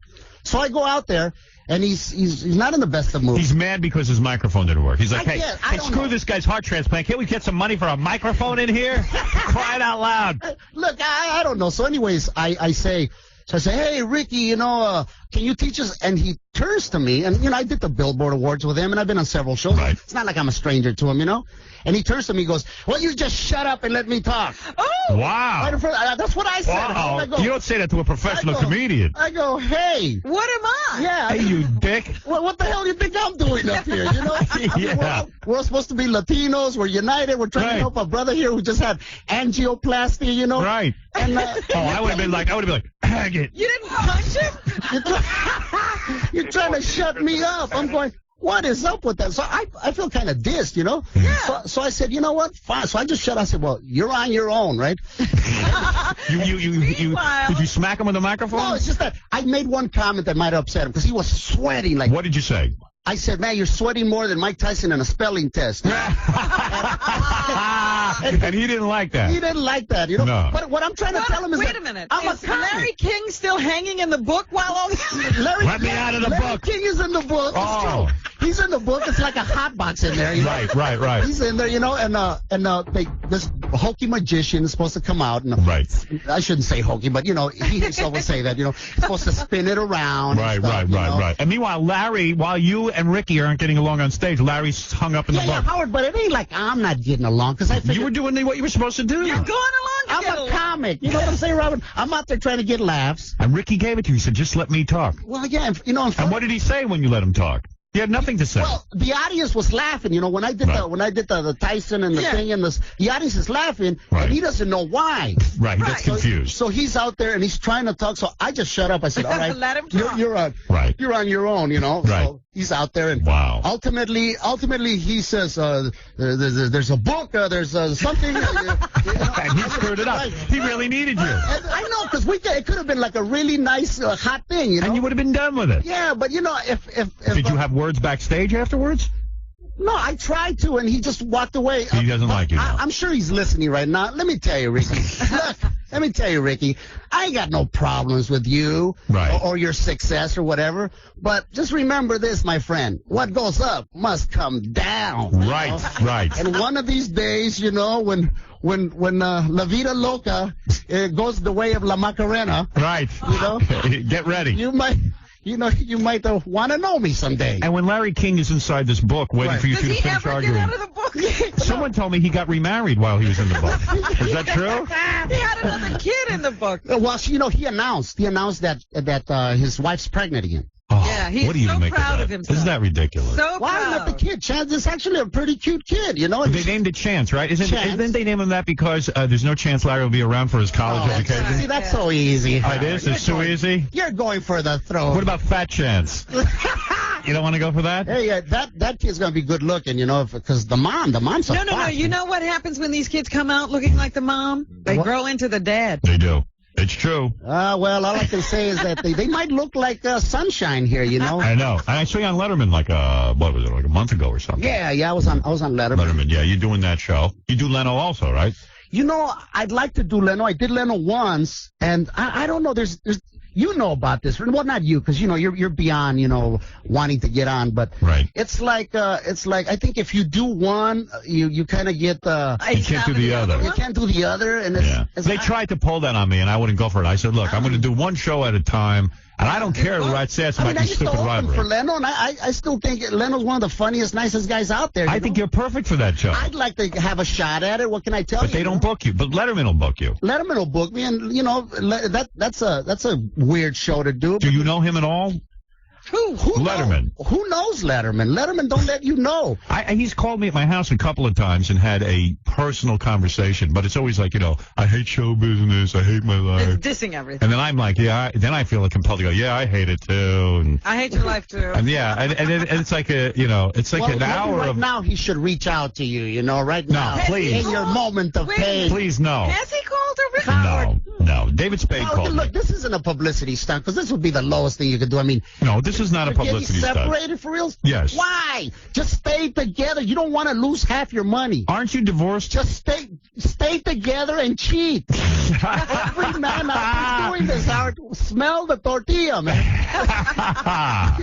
You're a divorced guy. Let me tell you, after the fourth breakup, it don't hurt no more. Is that right? It don't hurt no more. Keep doing it. Yeah, basically, psychologists will tell you that there are 4 relationships in your lifetime. Right. The first one, your first love. First love, and then there's that person you lose the cherry. Right, yes. That's your first Right, the first intercourse. The third one you have children with. Right. And then the fourth one is the one you die with, the one that changes your diapers and takes out the colostomy bag to fight over. Oh, I haven't met her yet. Yeah, well, see, what I'm saying is... No, it's just that we it's a break that my wife and I took. This is like your first and only old lady, right? That's right. She is my only old lady. No, I had girlfriends before my wife, but we met when we were 19. You were not getting quality. Well, that's true. Come on, let's face it. You were not getting that is true. quality. That is true. There wasn't volume for sure. There was, you were. But look at a guy. Exactly. But look at a guy like you. Right. I mean, you are divorced.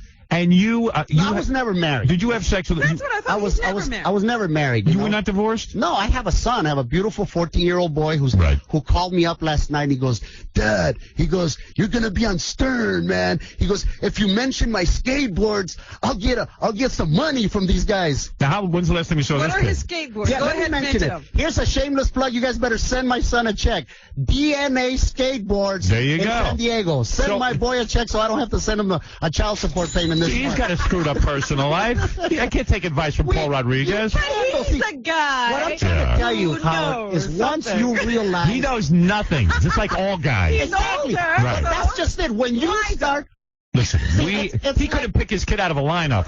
Who are you kidding me? When's the last time you saw your kid? I just saw my kid a week ago. A week ago? What kind of father is that? A week ago. I'm traveling. What does he do with his kid? You write it down for me so I'll go. I do Chicano things with my kid. Yeah, I want to do that. We low ride. Yes. We low ride. We get together. I'm teaching him how to harass and whistle at women. Steal stuff. You know? Yeah, right. That's guy stuff. You know, Yeah. Mommy. Yeah, mommy. Yeah, these are your basics. Yeah, right? you trained the kid. Right. So you have daughters. You don't have a son. No. No, I just have daughters. You have 3 daughters. And how's that? That's great. I love having daughters. But can you, in the back of your head, did you ever want like a son, a little Howard? I thought about it, and I'm not hung up that way. I like having daughters. I have Fred, who's like a son to me. He hangs around. Fred is a son, a pet, anything you need. You have dysfunctional people. Yeah, let me answer me one question. What? Because I was leading up to this about Letterman. Why does he not talk to people during the show? I have leaned in and talked to this guy during the commercials, and it's a very odd show to do, is it not? It is odd, but you know what? I don't even worry about it anymore. I figured one of the weird things about it is that when you're doing the show, is he a prick? Yes or no? Wait, let me give you some music. Well, on a scale of 1 to 10, Howard. What do the comics think? Well, I think he's funny, but the thing about it is, when I did the show, he came up to me and he goes, "Hi, I'm glad you're here," and that's it. Yeah. But while you're in the dressing room, they actually come by and they tell you, don't go into the hall. Right. You know, because don't go into the hall. Letterman's there. Letterman is coming by. Right. I mean, I'm saying that's kind of weird, you know? Yeah, loosen up. That's kind of weird. You'll say this about Leno. If you're doing a show, he'll come into the dressing room, right? Loosen you up a little bit. How you doing? Yes, beforehand. I do not. That is true. That's true. That is true. You are not seeing. See, you do the same thing. But wait a second. Hold it a second. I feel this way. That if you, let's say I ran into you in the hall, I wouldn't hide. You'd grab your... No. Let me tell you my philosophy. Wait a minute. To meet with a guest beforehand kind of takes away the fun, the spontaneity of the audience seeing you meet for the first time when the person walks in. But I certainly wouldn't avoid you in a hallway. You never go into the hall. Well, but I do. There are things that sometimes I have to walk into the other room, the E-room. You're like Howard Hughes, man. You're a recluse also. He lives inside here. Exactly. Am I That's right? right. Look at that. Your nails are growing. You have the nerve to talk about David Don't say that Letterman. about me. You have your own... Come on. You have your own idiosyncrasies, too. That is true. That is true. That is true. Stop. All right. What is it, Baba Boo Hi? Howard, I know why you do this. I know the whole spontaneity thing. Yes. But when we were in the old studio, Yes. and you had to pass the green room to go to the bathroom, Yes. you would often ask me to go, please close the door. Well, because I didn't want to bother the guests. Excuse me? See? The same thing. Did you ever do Carson?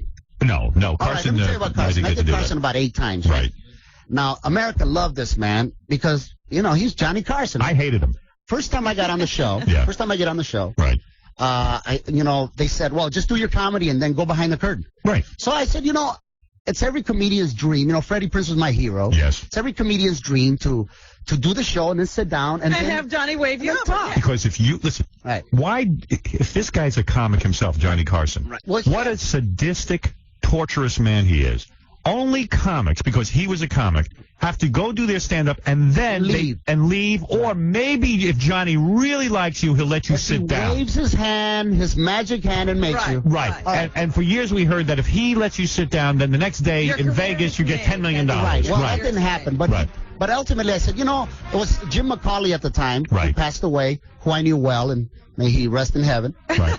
He was a nice guy. He was a booking guy. I'm reading between the lines. Was he a booking guy? Yeah, all right, you got it. All right. No hiding your... Yeah.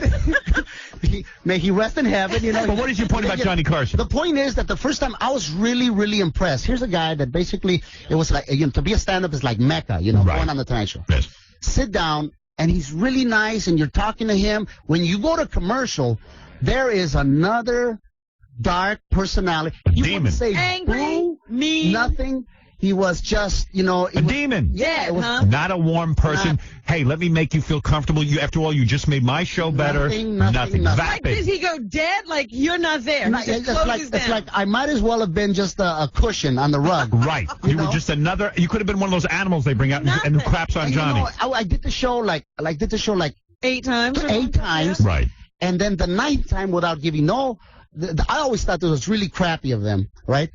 Remember Joan Rivers had left and she had a show on Fox, right? Yes. So Joan had been nice to me. She put me on a couple times. You got to work. Right. So Joan invites me on the show. You go. I was supposed to be on the Tonight Show on Friday. Right. And on the show on Monday. Right. Get a call from Fred de Cordova. Right. Saying basically, you're out. You know, no, they don't say that. They just go, well, we'd like for you to just do our show. And which, you know, you read between, don't do a Joan. Right. So I wasn't going to call Joan and cancel. I figured, you know, I already committed to this woman. She didn't do it. She's always been nice to me. Right. I'll do the show. Right. That's I it. did the show. I was never on the Tonight Show. Wow. Persona non grata. The last thing, that's what I mean. Here's a guy on top of the world. Shut the hell up. Right. Yeah. It was so cold-blooded to do that to a 2-bit comic that's trying to make, you know, I mean, we live to get a shot on the Tonight Show, right? Anything. Any exposure is good. And then why do you have to be the 500-pound gorilla and crush me? Now, let me tell you something. You know, why? He's going to only do that with you. If you're a big star, he can't do that. So it's just the same way. How are you going to be a big star if you can't do these shows? It's a catch-22. Yeah, but he wouldn't have said that to Bob Hope. Exactly. Bob Hope, who used to crap on his show. He used to walk out, announce he had a special, I don't know and Bob leave. that well. Apparently, you have an intimate relationship. But you're right. Johnny Carson, a prick. Yes, it's okay to say it. Well, you know, he doesn't have a show anymore, Paul. It's okay. It's all right. Go ahead. All right. Yeah. All right, listen, everyone go see Paul Rodriguez tonight and tomorrow night at Caroline's Comedy Club. He is a real funny dude. For reservations, you can call 212-757-4100. You can check out carolines.com for details. Go see Paul Rodriguez. Paul, always good to see you. Howard, man, I'm just here to tell you. Yes. Come to your senses. Go ahead. Call Allison. Yes. Patch this thing We up. talk every night. Oh, well, you're still in the same house? But, no, we're not in the same house, but we talk every night. You're going we back are to this both one. We are both This having is a your hard time with soulmate. it. Don't force me to tell Kathy Lee to write you another letter. Right. Without the, you know, without the God stuff. And do me a favor, you and Drew Carey stay away from Allison, please. All right? Okay, we're gonna. Hey, if you don't get back to her, Allison, I know you're listening. Yeah, if you ever want to have a good chalupa. All right, let's call you. Call me, baby. We'll be back after this. Paul Rodriguez, everyone. And Paul, please do not look at me in the hall when we get done with this. Should I lock myself up there? Yeah, and I don't want to talk to you when we go to commercial. I know, you're not friendly. I'm not a friendly man. He's a prick, people. Well-informed and sensitive Roger Daltrey. Where were you when you heard the death of Sam Kinison? What? I'm deaf. I used to be in a rock and roll band. And I said, where were you when you heard the I used to have that problem.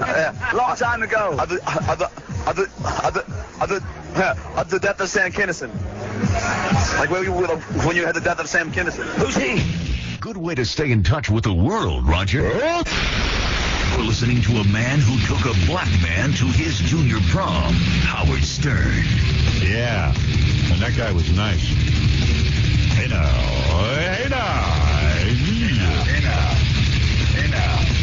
Gary came up to me and he said, the good news is that you're not on the front page of any of these rags. You know, National Enquirer or...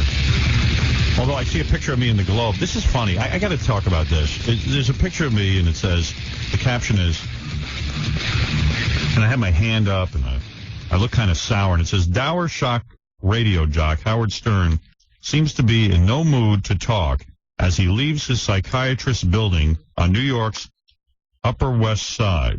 And who can blame the big guy after his wife Allison said enough and walked out on their 21-year marriage? Now, I remember this picture.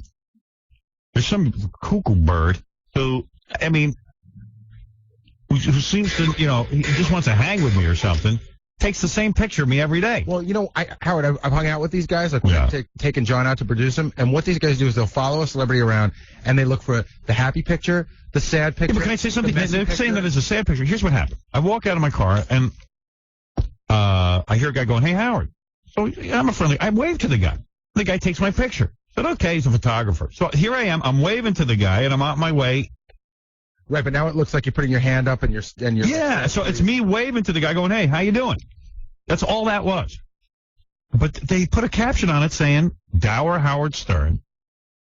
I wasn't being dour at all. In fact, I was waving to the guy. But of course, when you get this face, everything looks dour. But maybe there was a nice picture. He didn't use that one. He used the one that worked with this. Yeah. This, this idea of his. It's weird.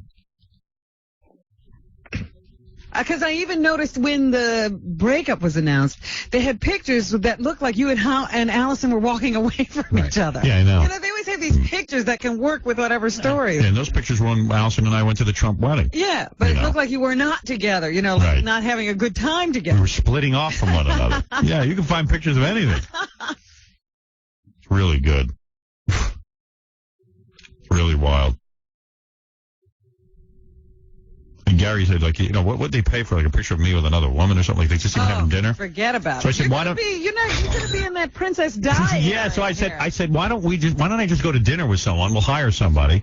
And Gary will take the picture and we'll sell it to him. We'll make a lot of money. Didn't Roseanne and Tom used to do that? That's right. They made a fortune. Make money off the Inquirer and all. A friend of mine called me the other night and said, would you like to go to dinner? He was going with a couple of people and I think like 2 women that I didn't know who they were. Nothing like, you know, it was just like just people. Yeah. Together. And then I just said, no. Maybe not. Maybe not. I don't even know, you know, people accuse me of having dinner. So crazy. How about a picture of me and you making out, Robin? Yeah. Oh, that's good. There you go. Yeah, millions. Millions. Yeah, millions. This is my Kathy Lee letter, $500. Sometimes you think stuff's worth money, but it's not. You get money for that. I know a couple of news channels were sniffing around for that yesterday. There you go. What, a picture of... No. Somebody wanted the letter. Yeah, they did want my Kathy Lee letter. Yeah, but what were they paying? I was going to auction off my Kathy Lee letter and give the money to charity, but then I realized when Robin said, gee, wouldn't it be great if you had that? And then I said, yeah, I could frame it and put it in my office. Yeah, and it means more when it's sitting in your office than anywhere else. So now I don't want to auction it off. I don't think you want to part with it. You shouldn't. Yeah, I can't bear to part with it. It's too great. It means too much to you. It does. It's great. Don King is stopping by later in the program, by the way. Hey, Howard, you've been getting a lot of letters from people who are, really all caught up in this whole thing about you and Allison separating. They're torn up about it. Yeah, they're torn up about it. Can I tell you about this one letter I have? Yeah. It's a guy who's in jail. I got 2 prison letters. This guy's in jail, and he wanted to tell you that because of you, he went back on his medication. It took him 3 years to get him to go back on his medication. Because of me. So he says, on Sunday the 24th of October, I went to bed on an emotional high because the Yankees had just kicked the Braves' ass for game number 2. I woke up, as usual, on Monday morning to your show and then heard the news about your split with your wife. And before I could realize it, my life was on a spiraling crash. My hopes were burned in the aftermath. Can you imagine? He feels that yours is... Thank God he's in prison. Yeah, because he's volatile. Yeah. He thought that, well, even though... So going on the medication was a good thing. Right. They got him on the medication because of my show. Right. And then he's happy about the Yankees. But then he got so sad about my legal separation. Right. Yeah. That his life went into a spiral. Then he says that he's been incarcerated for the last decade, and he was living what he thought was the moral standards that you would approve of. Yeah. But as it turns out... Well, it's easy to live the moral standards when you're in jail. I love these guys who think they have it together because in jail they're okay. Yeah, let him out and let's see him behave. And 10 years, imagine what this guy did.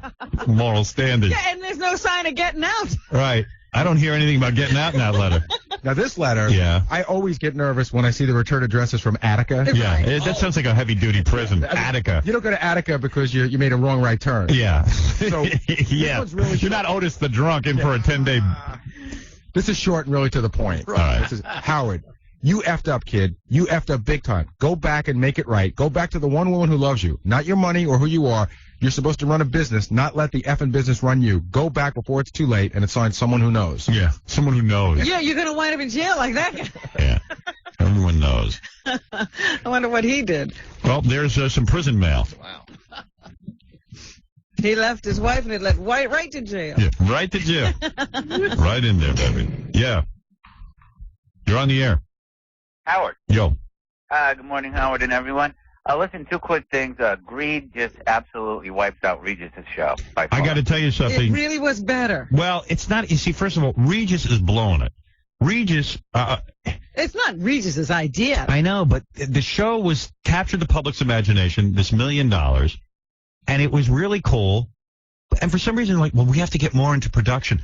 It's the easiest show to produce. You can produce that show with your eyes closed. I'm in the middle of producing a show out in California. It's 50 times more complicated. It's a half-hour shot on film show.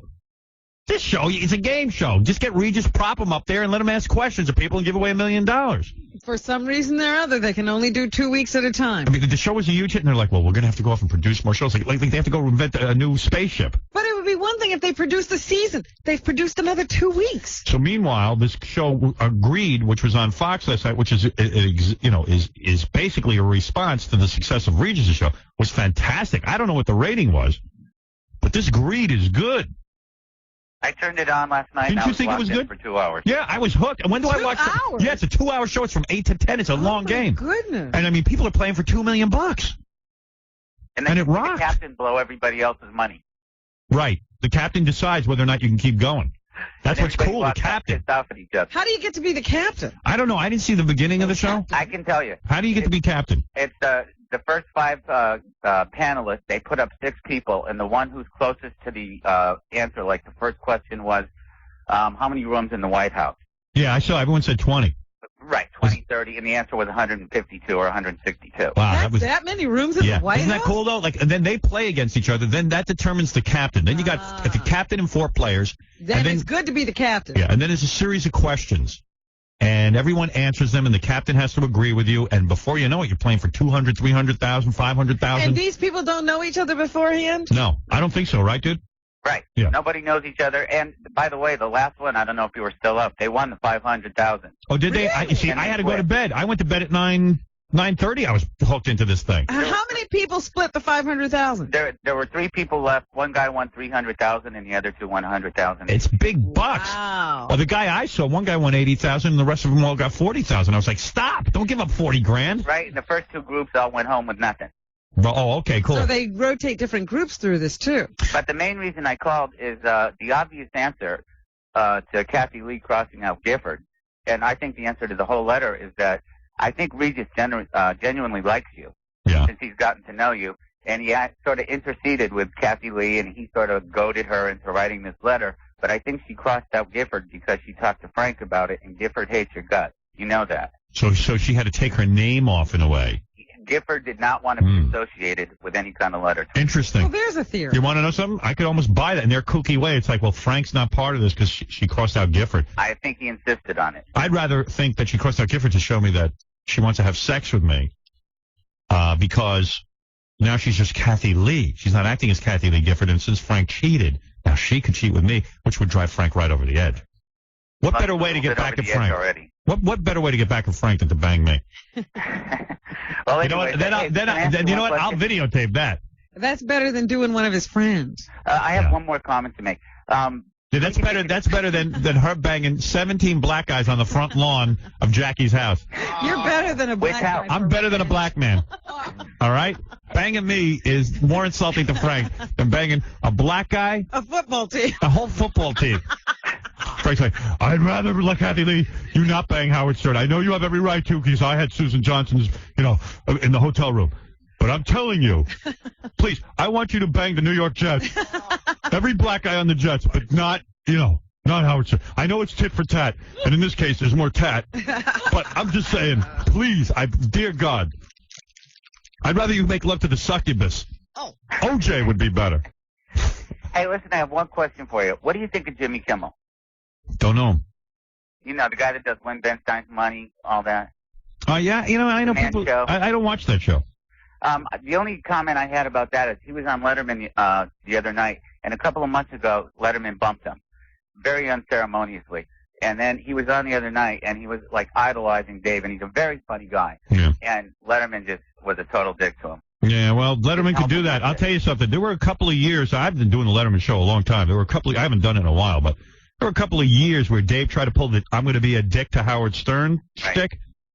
And listen, I go on there and all of a sudden I see I'm working against the tide. He's going to be superior to me. He's more of a man than I just looked. Next time his booker called, I said, listen, dude, I'm never going on that show again. I'm not going to sit there and have the host, when I'm sitting there killing, have him sit there and give me his little smirk and try to teach me some kind of lesson on national television. I came out and did the first OJ joke right after OJ killed Nicole and Ron Goldman. Right. And I quickly seized on the opportunity to do OJ material, which was killer material, but it was really edgy because nobody was making jokes. And Dave turns on camera and goes, I don't think double murder is funny. Now, 2 weeks later, he's doing OJ jokes. Yeah, now, because he doesn't have, none of these guys have the balls to be the first.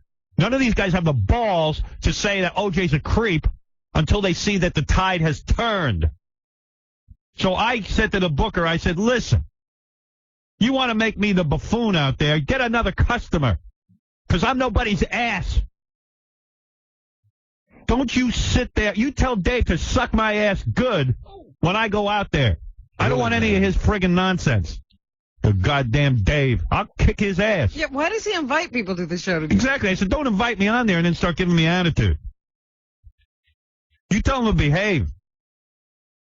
Because I'll smack him right on camera with his bad neck. Don't touch Dave's neck. I don't want to touch Dave's neck. Leave me alone. Don't hug Dave. But you know what? Kiss my ass. I'm not afraid to say it. So they call me all the time anyway. They want me on there. I don't want to go on there. If I got something to promote, I'll go on there. When I got to promote Son of the Beach or Doomsday, I'll go on there. All right, my last thing is... I got to go do a casting session for Son of the Beach. Yeah. We found a couple of good people, but we got a whole bunch of other parts that we are in the middle of casting. Wow. Bikini chicks. I knew it. I said it's the girls they're casting. Damn right. Go out. Everybody else has been cast. No, actually, nobody's been cast yet, in all honesty. I'm the producer of the show, Robin. I ain't missing out on that. Hey, Howard? Yeah. Tell Gary to do the world a favor and never even look at a trumpet again. We're passing the law out here. That trumpet saw his teeth, and it ran from the room. That is funny. You got to admit. Hey, by the way, check out the TV show Saturday night. You got to see Gary's lips wrapped around that trumpet. See him play the trumpet. Watch me play the steel drums and watch Dan the Farter make all over the floor. Now, that I could watch, but Gary playing the trumpet, I'm not sure I could stomach. We might have to put the X's over his lips. Yeah, that is Block always it the out. funniest to me. When Block he it starts out. playing. That'd be fun. We should block out his lips. Anything offensive, thanks, Ed. Comedy to a new level. Yeah. You'll be seeing this. Like the world is on your shoulders, and all of the madness has got you going crazy. It's time to get out into the street, where all of the action, you're right there at your feet. Well, I know a place where we can dance all night away, underneath the electric sun. Just come with me and we can shake it. It's like a madman. It's like, could the note have been more sour? It's the worst. Watch Casey Armstrong almost beat up a gay man when he gives him a foot massage. Massage his feet. And when you check out the show Saturday night, check out this chick, Tara, the aerobics instructor, burping. If she doesn't have the best body I've ever seen on a woman in a thong. You wonder why she's not the most downloaded woman. Why isn't she on the internet? God, she's hot. I can't even watch the tape because I'm like, man, she's hot. What a body. Am I right? I don't remember it now, but I remember the reaction when she walked in. Six-pack? And I'm a big fan of the narration this week from Michael Nairn. It's Black Swell and Out of the Closet Stern to the Gay Game. Animation. You keep calling it narration. Oh, because his name's Michael Nairn. I keep saying that. I mean animation. Did I do that again? Yeah. Oh. Sorry. It's like narration? Okay. What? No, he's talking about the animation. Narration. What? I meant animation. But and also Gay Family Feud, and there's this really hot chick in it, Rebecca Lord, who I just leave on camera during it because it gets so gay that you need to look at some chick. She was hot, too. Yeah, she's real hot. What a bod on her. But it's not the best bod. No, Tara, the aerobics instructor, gets that. That's a good one. You bet. And probably the greatest star in America right now is on our show this Saturday night. Who's that? Lonnie from Scores, Oh, who I love. you don't need him anymore. And he's so handsome. But you don't need him anymore. Yes, I do. You're a single guy. Not a single guy. You're not a married guy. I'm legally separated. You're not a married guy. I do need him because Lonnie is everything. We're going over there next week to Scores, I think. All right, I'll see how it is for a legally separated guy. Legally separated men can go to Scores. I'm just wondering why. I don't know. You went there because you were married. Lonnie says it'll cheer me up if I go, so I'm going. Okay. Go for the food. Yeah, legally separated guys actually eat at Scores. They can do that. They're not like ravenous, like you married guys. Fred and Jackie are right back in the champagne room. Right. The separated guys sex in the champagne. take their time. Yeah, I noticed that. Like a lot of single guys, They're eating. They're eating. They have to take their time. You married guys, you're right back in the champagne room. You eat anyway. Whereas, what was that article? The Star says you find the darkest corner. I know. When I was married, I had to find the darkest corner. Lonnie, please, more funny money. Please, please, please. Turn out that light. Turn out the lights and give me funny money. Now you're eating in the spotlight. Right. Yeah. Funny. Yeah, my life's a scream. Hey, Jackie Penthouse joke page, Martling's a scream. His wild new filthy Oleo CD, Come Again, includes Fool's Gold in all record stores, or call 1-800-323-KING. And Friday and Saturday, November 12th and 13th at the Comedy Palace in Andover, Massachusetts, it's Jackie. For MP3 audio and filthy 3D Joke Man, visit jokeland.com. Well, you know. You should play that promo, the Jackie promo. What is that? Got a big game coming up. The Jackie game. The Jackie game, yeah. People should know about that. You got that, Freddie? I got a whole bunch of stuff here to play. He lost it. No, I didn't lose that. I just temporarily misplaced it, Rob. Well, that's lost. No, it's not lost. Don King will be here in a couple of minutes. He's always pontificating. Yeah. What's he promoting? It's probably some fight or other. Coming soon to the Howard Stern Show.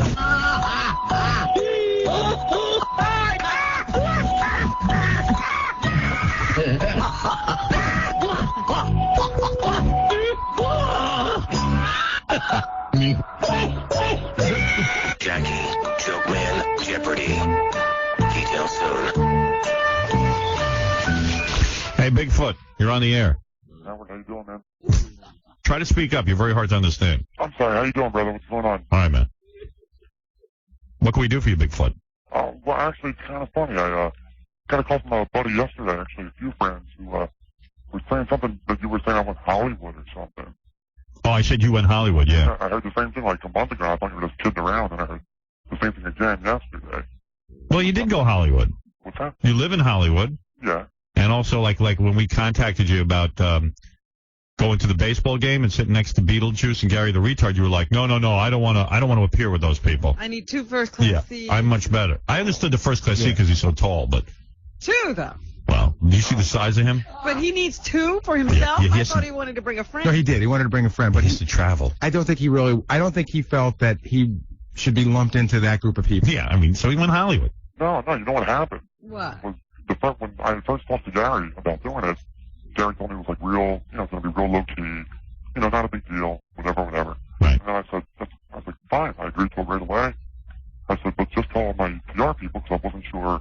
Like, I knew I was doing something around that time. You know what? It was just getting to be a hassle. Matt, don't even go there. No, I know you had he had an appearance on a local show in L.A. that morning, and we told his publicist that we'd have him on this show the day after, that Monday, to promote whatever he wanted, which would be national promotion. And she said he just clearly did not want to be part of that group. Yeah, so you went to Hollywood. That's all. That's it. She told me that what Gary told her was different than what Gary told me. You guys just decided you want to do it, which is fine. You can do that.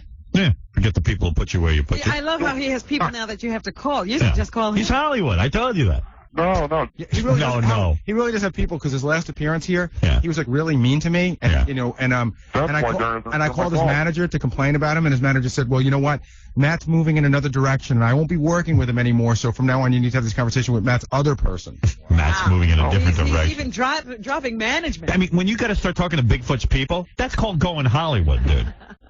Bigfoot, can we talk to you directly? No, please speak to my people. That thing was fucking got all messed up.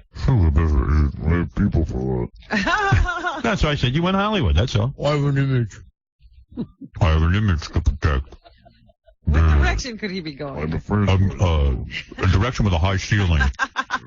That's the direction I'm going in. That's the same direction he's always been. That's the direction that will save me from cutting the top of my head off. And then you went and colored your hair and stuff, Oh, it's back to normal. That's not a big deal. All right, so that was my theory. You went Hollywood, but we'll see. Well, no, that's what I was thinking it was coming from. Well, at least is it getting you chicks? Yeah, you getting laid? Not really. I'm trying now. I'm going to come back to you, so maybe do more better back there. All right, man. Thanks, Bigfoot. Yeah, thank you. Good talking to you. That's Bigfoot, everybody. All right. A little misunderstanding. A little Hollywood. So I guess you got to take a break, and then we can talk to Don King. Because he's here. And you got to rest up for him, man.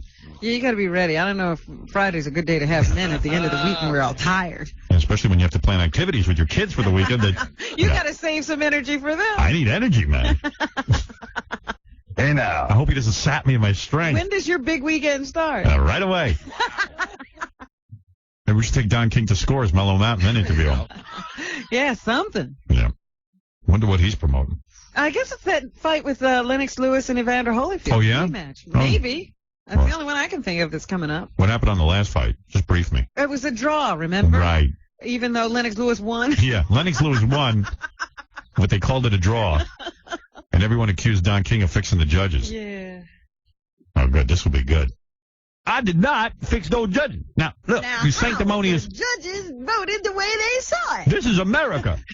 Greatest country. God bless America. You know, everybody loves to take Don King and try to expunge some sort of explanation. But you know, as I am in a permanent purgatory because and as a prognosticator, I cannot work this out. You know, I will go in there extemporaneously and describe to you why someone who judges for a living. You know, we will go through the umbilicals. Yeah. And we will figure this all out. And whatnot. All right, we'll be back right after these words. Howard Stern, he's the king of the douchebags. Yeah.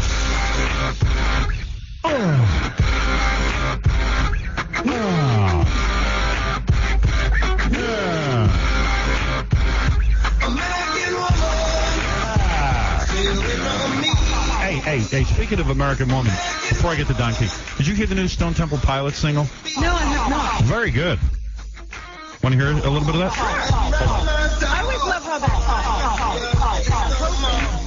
What was that, Robin? I said I always love how they're hoping that Scott will be well enough to tour. No, I can tell you right now. Album, but he's never well enough to tour. I can tell you he is not well enough to tour. At this point, I've lost faith. But they put together a good single. When he was out of rehab, I guess they went in the recording studio. Yeah, they were working on an album. And then as soon as it was done, they locked him back up again, I guess. Guy, where's that the time? Oh, hold on a second. Here, I gotta set this up right. Okay, here we go. Radio, K-Rock, The Howard Stern Show.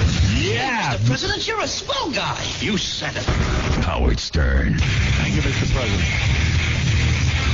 No, John, I wasn't goofing on you. I don't know what you're talking about. I understand, but you gotta understand that I'm given 10 seconds to say it. Yeah, well, say it. I was just saying, there's a guy on the phone. He said last time Don King was in, he promised you he would tell you a big story. He would reveal a big story to you for helping him sell out his last show. Oh, okay, I get you now. All right, that's all. I just couldn't understand you. You talk with marbles in your mouth. when you. All right, bring in Don King, please. All right, I'm on board with you. Don King is a fight promoter. That's how he became famous. He did a lot of the Muhammad Ali fights. Your hero, Robin? He did a few. Yes. He came to national prominence. A lot of times the government tries to throw him in jail. He has been able to beat every rap. So far. So far. He is a free man in every sense of the word. He is a liberated man. He's wearing a cross made out of diamonds today. You know, beautiful, the best one holy was, symbol. A few months ago, they were talking about that Palm Beach. Oh, Howard, I'm so happy to be here with you. Estate. Robin, how are you? Florida. Good morning, Don. Don, put on the headphones. Robin's talking about And you. he said he doesn't own anything. His wife owns it. Your wife owns everything. You do not own any Palm Beach estate, right? That is correct. You keep everything in your wife's name. That's very smart. So smart. You've managed to have a long marriage. Yes, she deserves it all. She does. She should get the Congressional Medal for services above and beyond the call of duty. Why do women always say, I'm entitled to 50% or more of the money because I was there from the beginning, I was at his side, and then they say, but then the guy goes, well, okay, and then they say, well, we want more money even after we get the divorce. And then the guy could say... He doesn't know because he's staying married. I say, all right, thank you. I'm not going to ask you that question. Yes. You know, my hair should look like yours based on my figure. No, I'm just kidding. No, actually, I'm in a sad situation, as you know. It's very unfortunate. I'm deeply grieved. Thank you. I am, too. Yes, I know. Yeah. And, what are you laughing at? Look at him. Why the giant cross? Have you become very religious? Well, I think you better start to praying, too. Put God in your life. Can you book me a fight? I need a fight. Who could I beat up? This is great. This is always a pleasure to be on a pure Americana show with Howard Stern. It is Americana, you're right. How you been, all right? I'm doing great. You are not up on any charges right now. You beat a whole bunch. You beat the government. The federal government was after him again. Yeah, the federal government. The tax man is always looking. Tax man always looking for you. Why? Don King pays his taxes. Country. It is a great country. You know what I mean? I love this country. Right.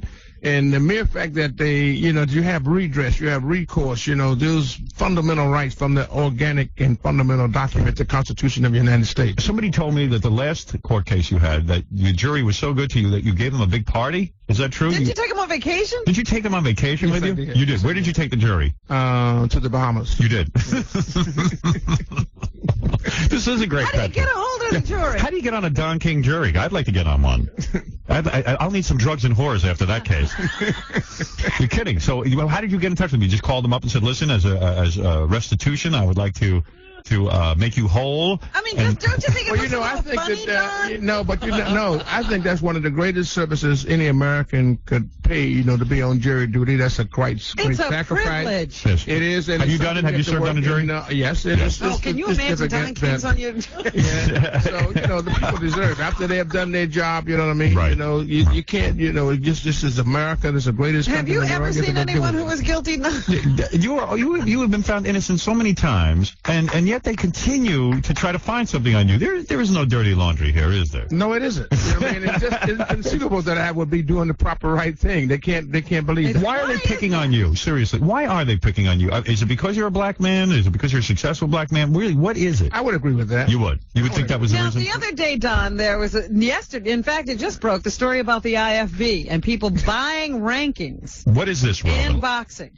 IFB is the... I don't know what they... What is the IFB? I don't know what that is. What is that? That's some sort of boxing... Yeah, they say the IBF. IBF. Oh, I see. I'm sorry. International Boxing Federation? That is correct. Are you involved in that?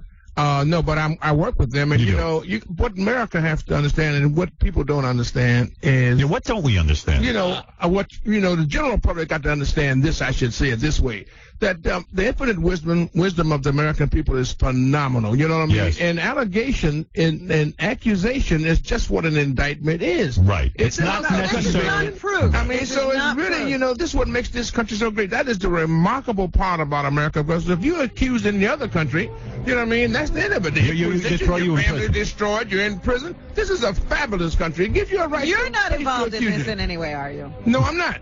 I said, he's trying to get involved. You know what? I don't think they named Don King in this one. No, good for you, Don. You stayed out of that one. Don, what about you? Can you get a cab? Thank you, Jesus. Can you get a cab in Manhattan as a black man? Danny Glover recently came forward and said he cannot get a cab. Well, he was en route to see Holyfield and Lewis, on November 13th at the that's what he's promoting. Las Vegas. Did you tell me the last time that you were going to give me Caesar's Palace? Did you tell me the last time you were going to give me a big exclusive if I helped you sell out the last time, and in fact you did sell out? Okay, here's the big exclusive.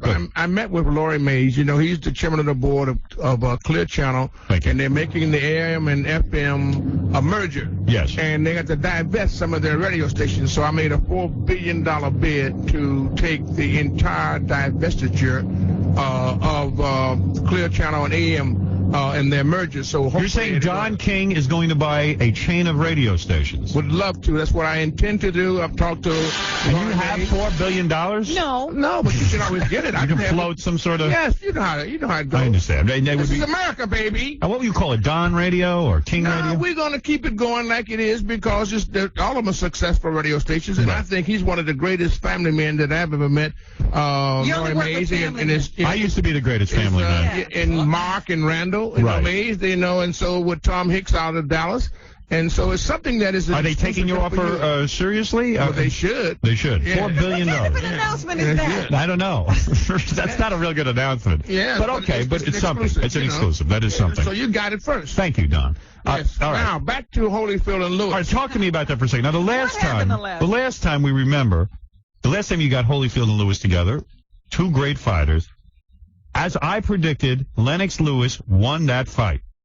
He did. Yeah. And I said he would. I know Lennox Lewis. There's no doubt about it. But not according to the judges. That's what makes it so great. Don, controversial? It cost me $2,000, that fight. Well, did it really? Yes. Why? I remember it distinctly. Did you bet the fight? I bet the fight. Yeah. Well, you got a chance now with the rematch to get revenge. You can get double your money. You know what I mean? Nobody's it's going to be great. Bet me that kind of money anymore on this fight. Well, you never know now. I think it's so wonderful. You know Lennox Lewis will win this fight. He is a superior fighter at this point to Evander Holyfield. Well, America is truly the one on this fight because this is, again, an example of the remarkable rights that America provides. You know, when they first had to fight, it was a controversial decision. Now, you were accused, I was accused of everything. Of fixing the judges. Everything. One of the judges was a woman, and then Don, can you do something? Could you put the judges where they can see the fight? Right. What about that? Remember, the judges said they had a hard time seeing the fight. What about putting them in a special chair where they can see the fight? Well, they're going to have everything because the Nevada State Athletic Commission is the best commission in the world. It is. And so they're going to really see to it that they get a great decision. And New York wasn't bad. New York is a great commission. I think that New York has a great commission. I got to say, I love you. Who's choosing the judges this time? Well, you know, they're going to select the judges. I think they're going to let everybody know today. But the remarkable part about that fight is that it is even happening again. Hey, you told me, but you told me Jose Feliciano was going to be a judge. Is that true? You know, he's a great singer. He is, but he can't sing. Yeah. That's crazy. Yeah, but, you know, they're going to have great judges. It's going to be a great fight. Everybody call your local cable operator right now. This will be a pay-per-view situation? It's going to be a pay-per-view. It's sold out. The largest gate in history, over $19 million gate. The fight will take place in Vegas. What day? November 13th. November 13th. That's a week from tomorrow. Right. That's right. Next Saturday. A week from Next tomorrow. Saturday. And it's going to be exciting. It's going to be historic. And we're going to have a knockout. One of these guys is going to knock out the other. Why do the fights have to go on so late? I'm a guy who gets up early. Why do you have to do it midnight or 1 o'clock in the morning? Well, you know, I usually try to give the people their money's true dollar value for their entertainment dollar. Put a whole bunch of fights on, but world championship fights. We're going to why so late? 2 or 3 world championship fights. In fact, there's going to be 4 on the card, but you may can't see but 3 on top. Can't they start fighting at 5 o'clock? The main event. Can't they start so the main event goes on at 9 or 10 when I'm awake? We're going to do that for you. We're going to try to see what we can do. Try and move it around for me. I think it's going to be great. Those women fighting. What about it? You going to have women beating the crap out of each other? Well, unfortunately, one of our star ladies, you know, may not be able to make it, and she's terrific. And I know everybody loves her, and that's Christy Martin, the coal miner's daughter. What's her problem now? Well, she's time of the month. Is she pregnant? What's going on? No. But Lennox Lewis is going to have his opportunity to try to vindicate himself if he really truly thinks he can be the winner. And Holyfield will be there like the David that slew Goliath. Really? So look out for Holyfield. He's on the move. Your buddy is Holyfield. You're involved with him. Absolutely. I'm a Holyfield man. 100%. Mike Tyson and you on the outs. You're on the outs. Holyfield. Real deal. No more Mike Tyson. Your local cable operator now, your closed circuit outlet, because this is going to be history in the making. Is he still? How did you? First of all, A, how did you lose Mike Tyson? B, how in the world do you are you in a lawsuit with him now, or is that over with? He's suing you. He's suing you, right? No, we're suing each other. You are suing each other. It is something that really deeply grieves me, but I wish him well. And Holyfield will be taking on. You don't even talk about it. How did you lose Mike Tyson? No comment for that. No, you don't care. Other than I wish him well. You know what I mean? You think he'll try to feed you to his tigers? Oh my God! Holyfield, the real deal, taking on Lennox Lewis in the search for the truth. James is on the air with Don King. He wants to speak to the legendary Don King. Go ahead, James. How you doing, Howard? Howard, you're the best. Thank you. Thank you, James. That is great because he is the best. Yeah, Don, how you gonna get that $4 billion?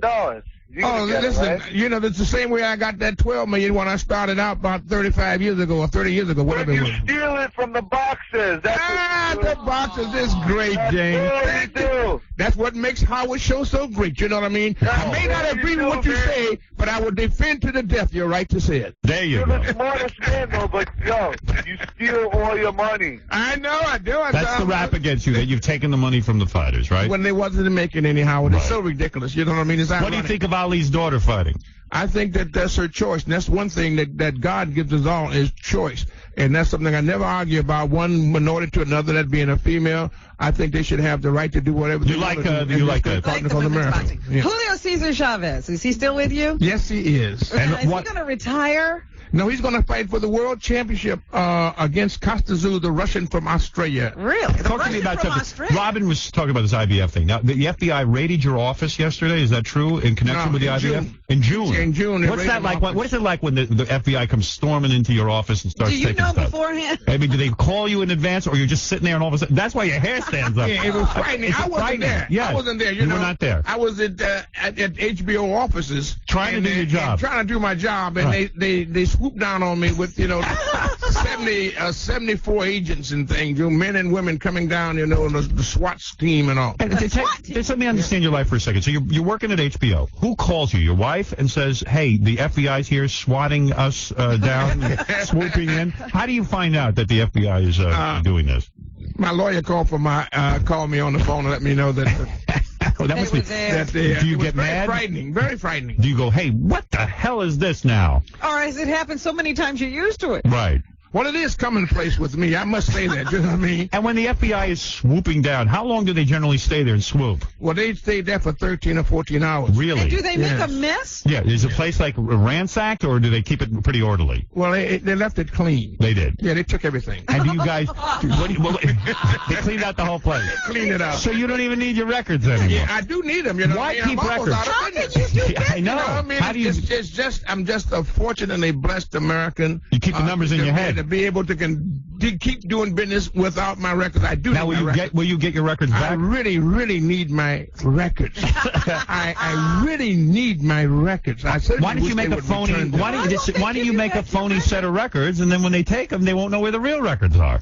Well, this is my country, 'tis of thee, sweet land of liberty. You don't like that idea? Yes, I'm going to, no phoniness, because what the problem is, they can't conceive that I'm not doing anything phony. But I am doing the right thing now, because Lennox Lewis is going to take on Holyfield, and that's remarkable, Howard, because they were frying me in oil. You know, I say add a few. I'm interested in the fight. I want to see the fight. I want to see what happens. Man. I don't care about the last one. I want to see this one. Sean, Not that I care. I just can't get my $2,000. Yeah, but you know, look, Don, give Robin $2,000 and let's be done with it. I'm gonna give you a poster, Robin, that would be worth $5,000 when you see this fight on the November 13th. November 13th. Sean, you're on with Don King in Las Vegas, Nevada. Sean, November 13th. Lennox Lewis and go ahead, Sean. I can get in a word edgewise. Yeah, go ahead. Shut up. Yeah, you told Robin she could double the money, so that must mean you already know the outcome of the fight. I do. Who's going to win the fight? Tell us. Holyfield will win the fight. Yes. See, I went with you last time. That's what happened to me. But you know, you're just saying that, Robin. You're just saying. Yeah, but it was so obvious. You're concerned for your man, aren't you? Lennox Lewis is a great fighter. Yes, he is. You know, he acquitted himself quite admirably. I have to say that he did something that I never thought he would have done. I was shocked and amazed that he performed so excellently, but he didn't take him out. He should have taken him out when he had him drunk. He should have mugged him. And you think Evander Holyfield will be better prepared for this fight? Absolutely. He would be like David and Goliath. He will slay the giant. Mike Tyson is on the air. Go ahead, Mike. Hey, Howard. Yeah. Tell that big head jigaboo. That's Mike Tyson. I'm going to cut his ears off. I'm going to chew his ears off. All right. I'm not going to put up with that kind of Did you see Mike's last fight? What do you think of these racial slurs? It's terrible. It's terrible. When will we all live as one? That's what we should do. Right. Did you see Mike's last fight, Don? Did you see Mike's last fight? No, I didn't. You didn't watch it. You won't even. You are hurting. When I mention the name Mike Tyson, I see you can see the pain. There is pain. It's excruciating. It is. To see this man just go afoul and just hurt himself like the way that he's doing, and I really love the guy. Some people think you hurt him, actually. No, it's funny that you say that. I hurt him with $120 million. You know what I mean? Right. He certainly laid a lot of cash. I can take that kind of hurt. You and Mike are legally separated, or are you divorced? This looks like a divorce. It looks like a divorce to me. Howard, I can feel the pain now. I can look at you and tell. Oh, yeah. Yes, it's rough, but you know what? I'm with you. Thank you. You're a true brother. I am. Simon, you're on the air. I tell you, if everyone puts me up on charges, I'm going to call Don King. Holyfield and Lewis, Simon. Come on with it. Simon, what's up? Just pretend she's dead, Fred. Get off of the John. Don't look back, Jack, and set yourself free. She's just chop suey, baba booey. What is that? Yeah, we talking about Holyfield and Lewis on November 13th, and he talking about chop suey at the buoy. Hey, you're on the air. Yeah, Howard. Yes. Say this guy brought back boxing back in the 70s. But Don, I think you ought to run, not walk, and get out of this country. Why? Because the government's going to hound him like John Gotti, and they're not going to be happy until this guy's sitting in jail. So you think that they're going to continually go after Don King until they can finally get him in jail? Yeah, and I think they ought to leave him alone. Well, thank you very much, and I certainly appreciate that. But I got a lot of faith in America, and I think that Americans are now waking up to the fact that this is our country and that we must be able to defend the rights of our country. So this is God bless America and God bless the American people. By the way, Don, you'll be interested to know that was Sammy the Bull on the phone. Yeah. Well, everybody has rights, and that's what's most important. Pete, you're on the air with Don King. One last phone call. Go ahead. Yeah, hey, Don, how you doing? Great, Pete. Howard, you show us the greatest. Don, I just want to let you know I saw you on a plane, and I saw you butt naked in a hot tub at the Mirage. You saw Don King naked at the Mirage? Butt naked. How is that possible? There's 4 hot tubs in the spa at the Mirage, and I looked over to the right. It is correct. That is correct. And what did you see? Don was in the hot tub? Don, you're a famous man. Aren't you nervous to have people see you naked and report on your body and how big your penis is, for example? You saw the king penis? I was going to ask him for an autograph, but I didn't see anywhere where he might have a pen. Pete, everyone is curious about Don King's penis. Is it something? Don's a big man. He is. Don's a big man. Wow. This is great to be on Howard Stern's show. You know, this is really a tremendous American Is that true? You are a big man? Seriously? You know, Howard, this is just so wonderful being an American. And then think about it now. So Tyson didn't take a bite out of that, did he? No way. Seriously, how many inches? Give the public some information that they. Howard, I got to tell you, it was a bit of a scary sight when I first flipped over. Does all the hair in his body stand up, even down there? I stood up, and that was it. I was done for the day. All right, so you say that he is a large man. Don is doing okay, but Don, I got a question for you. Yes, quickly. I had a recent wrangling with the law, and what do you say to the people that have wranglings with the law that get into situations where it just costs hundreds of thousands of dollars to defend themselves properly, and they Don is lucky. He could always he has money to defend himself. What about a guy like this who's constantly in trouble with the law? Well, you should do the right thing, and always remember this: prevention is better than cure. And so this country gives you affords you so many rights and privileges that you got to be able to use them. You know, that's what I told Holyfield when it's a good country to be a crook in because you can't even get free legal representation. Am I correct? Well, don't be a crook, and so you ain't got to worry about that. Holyfield and Lewis on November the 13th is going to be a mind boggle. Yeah, let's talk about that. Ask a question about that. Willie, go ahead. Hey, Howard, how you doing? Go ahead. Don. Hey, Willie. What's the deal, my brother? Listen, you're doing a great job, man. Thank you, Willie. You're the man. All right, well, what do you want to say, Willie? If you want to make some real money, they got to go through you, and that's the bottom line. The Holyfield. What is the question? The Holyfield and the Lennox Lewis fight. How did they give that fight to Holyfield? When Lennox Lewis. They didn't give it to Holyfield. They called it a draw. They did. What does that mean? The guy who had it before he keeps it. I don't know. No, they both had, whatever they brought into the ring that day, they left with that. Also, and so now they're going back to have Search for the Truth, which means we're going to find out who is the guy. Called Search for the Truth? Search for the Truth. Unfinished business. Larry, go ahead. You're on with Don King. Hey, this is Larry from Hillsborough. Yes. Don, what's Larry. up, my man? Ain't nothing. Listen, man. Tyson is going to be the champ of the world again, brother. He's going to be the champ. Really? Yes, sir. He can't even get through a fight. Yeah, Come on, you can't count the man out. You feel that he will rise again? He will rise again, and he's going to kick Don King's ass someday. Don, what about you fighting Tyson in the ring? Why don't you fight him? I tell you, I pay big money to see that. Oh, man, that would be a great fight. That would be a great fight. Yeah, Don can handle himself. Great fight, but I love Tyson. I don't want to fight him. You don't? No, I don't want to fight him. I wish him well. I just hope he can continue to do well. Do you want to tell him to drop his lawsuit right now? Go ahead. Well, he should. He should. Yes, he should. And I should drop mine too. But if we got to go to battle, we do battle. But hey, that don't have nothing to do. That has nothing to do with Tyson as a personality.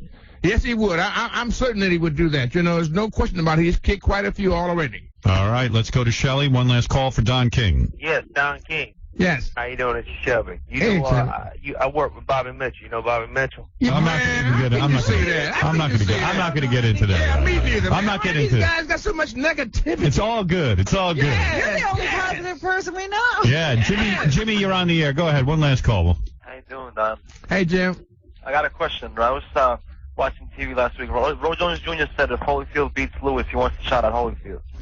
That's a good idea. Roy Jones is a decent fellow and is a great Jones fighter. is too small. Well, no, he's pretty big now. Take him on. He's big now. He's big. Give me some elevator shoes and let's get him in the ring. Put him on stilts. All right, so Don King wants everyone to know that the Holyfield-Lewis rematch on November 13th takes place in Las Vegas, but you can be there via pay-per-view. Yes. Searching for the truth, unfinished business. Please call your local cable operator for the pay-per-view information. And Don, always good to see you. It's just so wonderful, Howard, to see that. And you made that announcement so proficiently and effectively. Thank you. You know, I know one of you number one around the world. What are you going to do? What do you do when you leave the studio right now? What is the day like for Don King? What do you have? Do you have it's going to be a hectic day, but I'm going to have to savor the moments I've had in close proximity to you. No, what are you going to? What are you going to really stop? You got to meditate on it. Yeah, are you going to? You have a lunch plan? Robin, you're going to do good this time, Robin. Don't forget, don't give up on Holyfield. He's the real deal. I see you with a massage room full of hookers. Am I correct or am I not? I know this guy's having a good time. A hot tub and a hooker.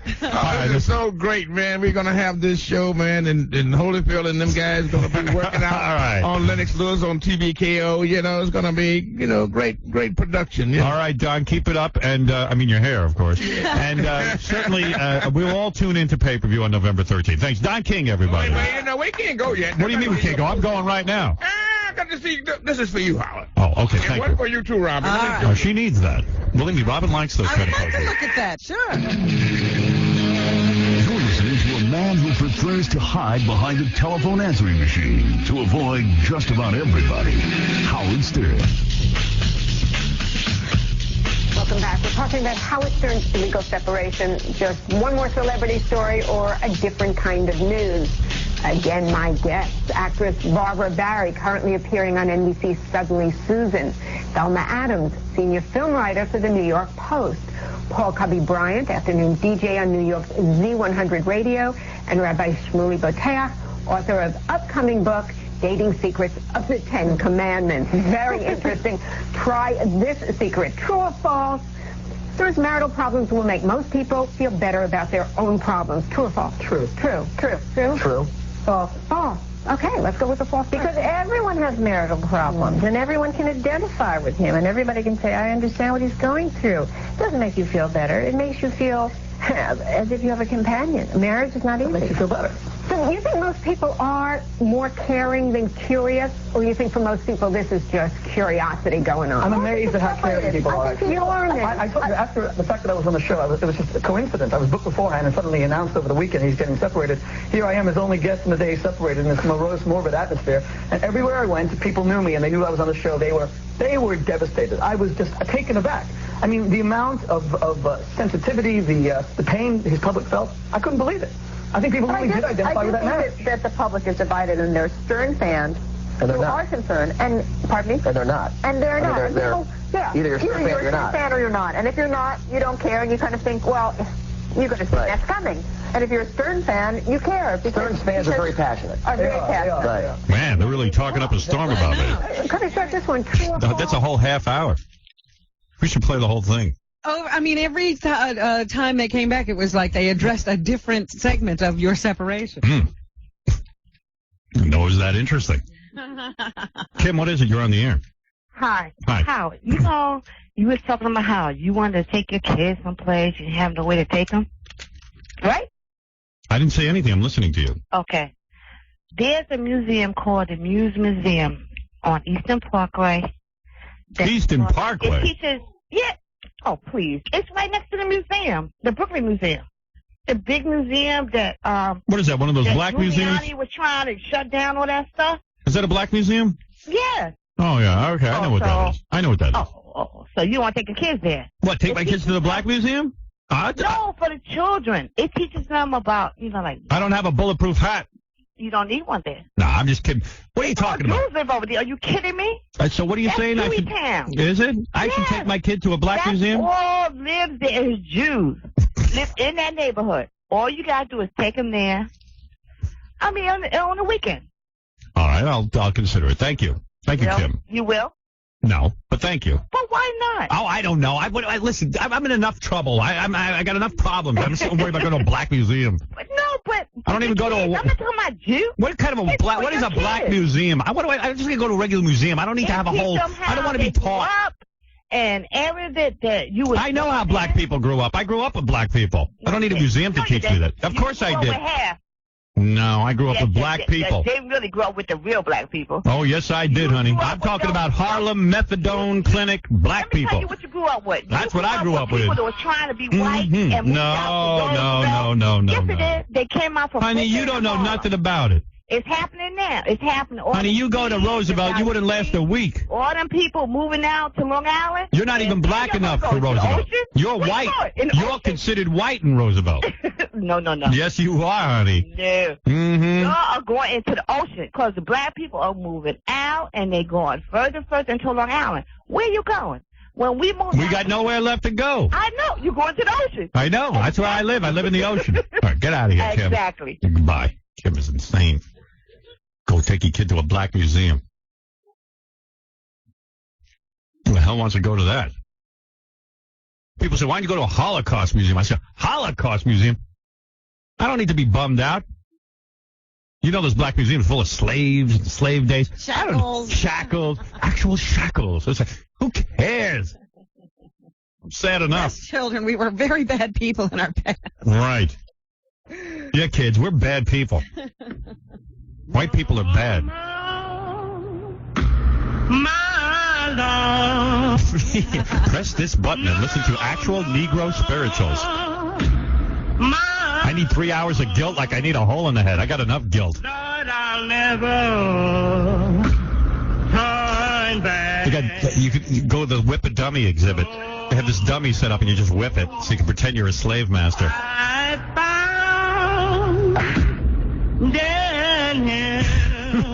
That's what I need. Real shackles from a boat that slaves were brought over on. Oh, good. What else you got? There's a whip. Whip this dummy. Pretend it's a black man. Now sell that woman son. Yeah, with fake auction. Yeah, take this black woman and her babies and separate them and sell them off. Then you get a whole, you can watch people pick cotton.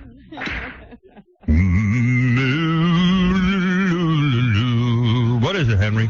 Hey, Howard. Yeah. Listen, I live in Valley Stream, right? Yes. Used to be an all-Jewish neighborhood. That's I'm not correct. Jewish myself, but a very nice neighborhood. Yes. Every weekend, I got another moving truck in my area, and I'm just like, all right, who's moving in? All of a sudden, the next day, I'm on my way to work. I got 7 black kids on their way to the bus. Well, let me tell you something. I experienced living in a white community that overnight, literally, went all black. And I've seen this. I've seen it happen. And it's very sad. And I'll tell you what's sad about it is that white people are so scared that they immediately exodus an entire community. But real estate guys target areas. They do. And they decide, I'm going to do this to this area. And they know that white people are cowards and they will flee their neighborhoods. And they can get their houses for cheap by That's right. scaring them out. Now, I'm not about to move out of my neighborhood. You should stay there. I want to. That's what my parents did, and now I'm nuts. Get out of here. Don't remind me of my past. Robin, what is in the news? That's most important right now. It's a Friday. People want some sort of news roundup. Don't forget the television show this Saturday night featuring Barry Williams, Greg Brady performing Rhythm of the Night with the Losers. It is truly a classic moment for any true play the steel drums and Baba Booey on trumpet, and that gay dude, Gay Ramone, is dancing during it. You should see me on those steel drums. I'm bent over them like an old housemaid cooking. You dance while you cook. Yes, I do dance. Let's see Scott the engineer's. Here's the trumpet. Wait. Steel drums. And Tara, the hot aerobics instructor, burps in a bikini. This girl's got the most kick-ass body you ever saw. Casey gets a foot massage from a gay man. Stuttering John attacked by Burt Reynolds. And new Michael Naran animation. Blackswell and Out of the Closet Stern at the gay games. And you will love the Gay Family Feud. Also, the band Celeste, these 3 incredibly hot chicks get naked and sing and start making out with each other. Much hotter than Ally McBeal. What is it, Mike? Mike's a cop. Yes, Mike. Hey, Howard, how you doing? Yeah. Listen, I know about that museum she's talking about. If a man your stature walks to that area, you're looking to get killed or mugged. Yeah, believe me, I ain't going to any museum. Unless you wear black hats, a black suit, and got long curls, you're in trouble if you walk in there. All right, thank you. All right, Howard, take care, buddy. You can get that outfit together. I can pull that together quickly. Oh, dear. This guy Larry says he got a letter from Kathy Lee, and the Gifford name was crossed out as well. As well, huh? Yeah, Is that really true, Larry, or are you just pulling my leg? No, absolutely. If you're on up back. Why did you get a letter from Kathy Lee? I work for a jewelry company. We import pearls, and we sent her some stuff to wear. Hopefully she would wear it and wear it on the show, to promote it shamelessly. And she sent us back this thank you note, and it says, "Thank you so much for the beautiful jewelry. I love it and look forward to wearing it. God bless Kathy Lee." Right. Right on the letterhead. It's just slashed right off. Well, what is that? Maybe I think she's looking for something, Howard, Either from you or from me. Either from you or for anybody, I think, Just call me Kathy Lee. Just that's it. How about going out and get some new stationery? It's one slash mark through Gifford. Yeah, just a black slash that goes right through the Gifford. Don't you think it's sort of like a subliminal message to us, like screaming out, I'm really, mad at... screaming out, yeah. It's like I'm mad at Frank. When a woman becomes known by her husband's name and she gets angry at her husband, she usually drops, it's like when Roseanne dropped Arnold. Right. She just became Roseanne. Right. Yeah, but how about buying some new stationery? Well, I think this is more of a statement. Yeah, this is really fine. And this is a couple of months ago. Mm-hmm. She hasn't this really isn't just dropped recently. it. Yeah. But This is more of a statement to take the name Gifford and put a cross mark through it. Yeah, here, Frank, take that. Exactly. It's an angry slash. Yeah.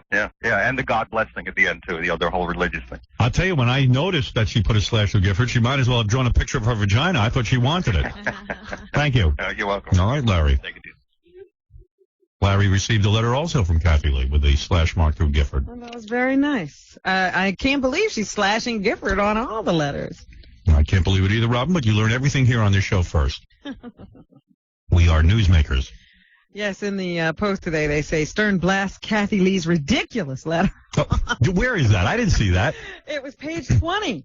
Move back to page 20. Yeah, Howard Stern yesterday slammed Kathy Lee's letter of sympathy over the bust-up of his marriage as insincere and ridiculous. She thought this was her peace offering, but she doesn't know who she's dealing with. The top-rated shock ranted on the morning show. It always seems worse in print. I'm a lunatic. I am. My wife even would always say to me, you are impossible to fight with. Yes.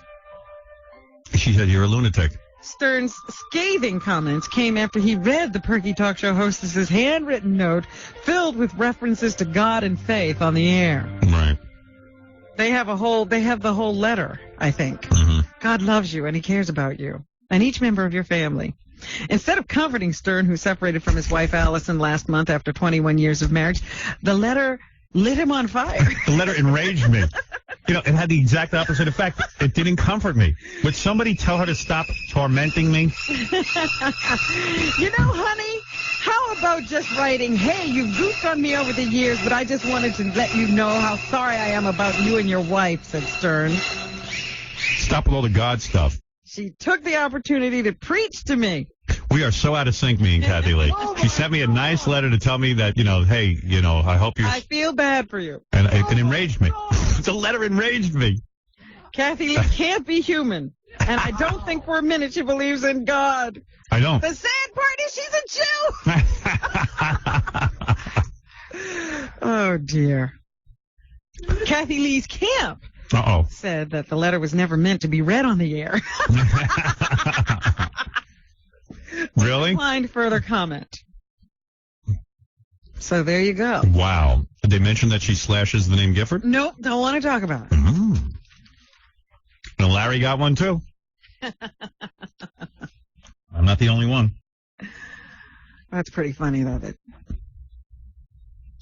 her letter of her olive branch. That was great when they said, who was that, Inside Edition? Olive branch was used to batter her over the head. I hit her over the head with her own olive branch.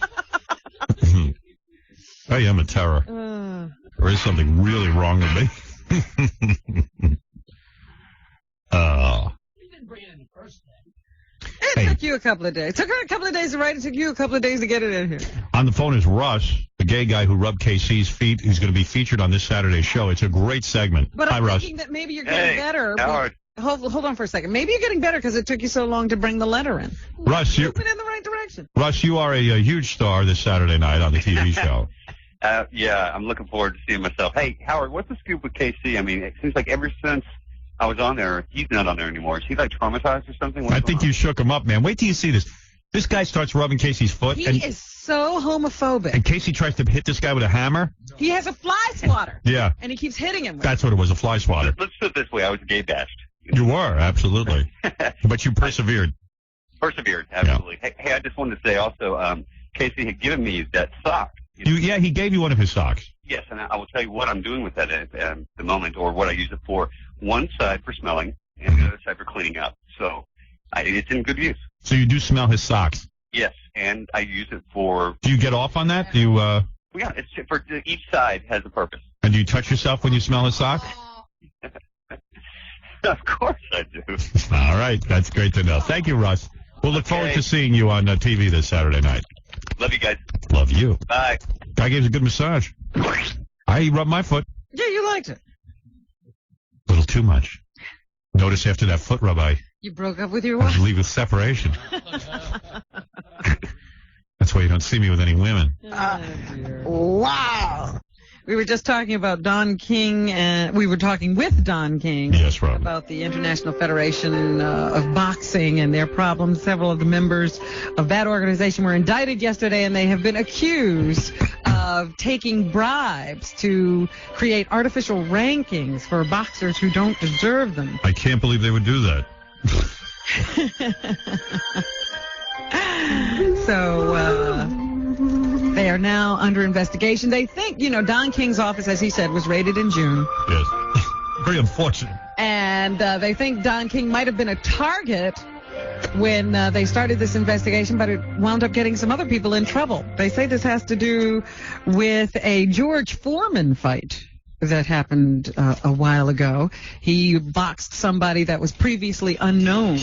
Right. And now everybody's wondering exactly who will be tarred in this latest investigation, whether it'll hit some boxers, whether it'll hit some famous promoters. Baba Booey. Don King so far has not been named in this particular set of indictments, and he's very happy about it. Great country.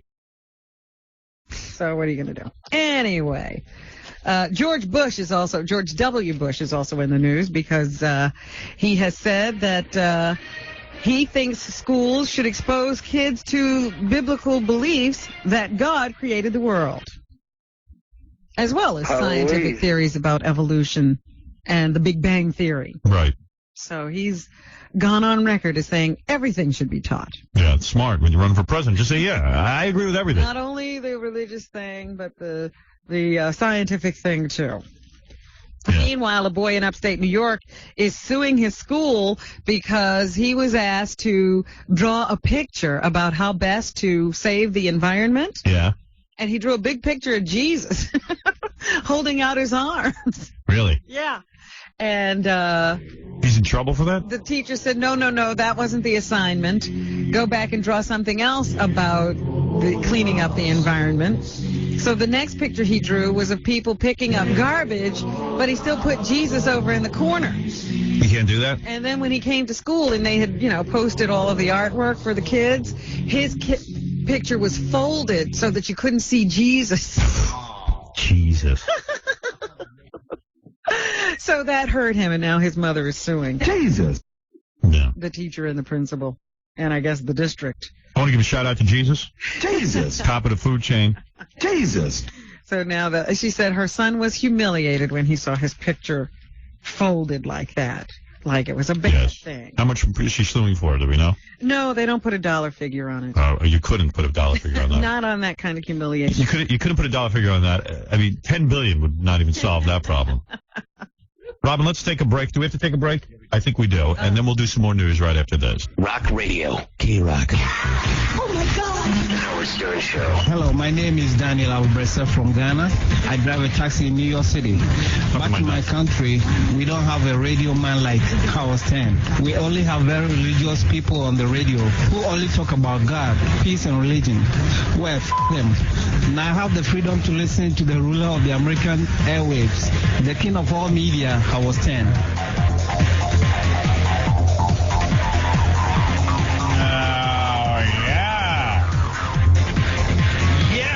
Jackie Stallone coming in, so we have to, she does this thing now where she reads people's butts, like she can look at your butt and tell the future. I've never heard of this. Did she invent this? Yeah. So we have to go, after the show today, we have to go Xerox our butt cheeks so she can study them. Really? You got to have bare butt cheeks. Yeah, I just don't want my nuts Xeroxed, okay? Bare butt cheeks she has to see? She has to see it bare butt cheeks. That's correct, Robin. Bare butt cheek. Bare butt cheek. Bare butt cheek. Oh, mine to say a lot. This is a man who has never lifted anything heavy. Doesn't wipe well. Yeah. I hope we don't leave any stains on the Xerox machine. Oh, God. Yeah, had a rough night last night. A lot of tacos. A little junk in the hair. Chicken wings. Chicken wings. Oh. This is a man who hasn't lifted a lot of heavy objects and doesn't wipe well. This is no Rocky. Right. I'm going to look at yours and say, this can't be a real ass. Oh, yeah, Jackie, you're a prize. Yeah, I'm at We'll see. We'll see. I'm at you. We'll see. Here we go with you two. I'm rock hard. I've been working out. Yeah. All right, Robin, what else is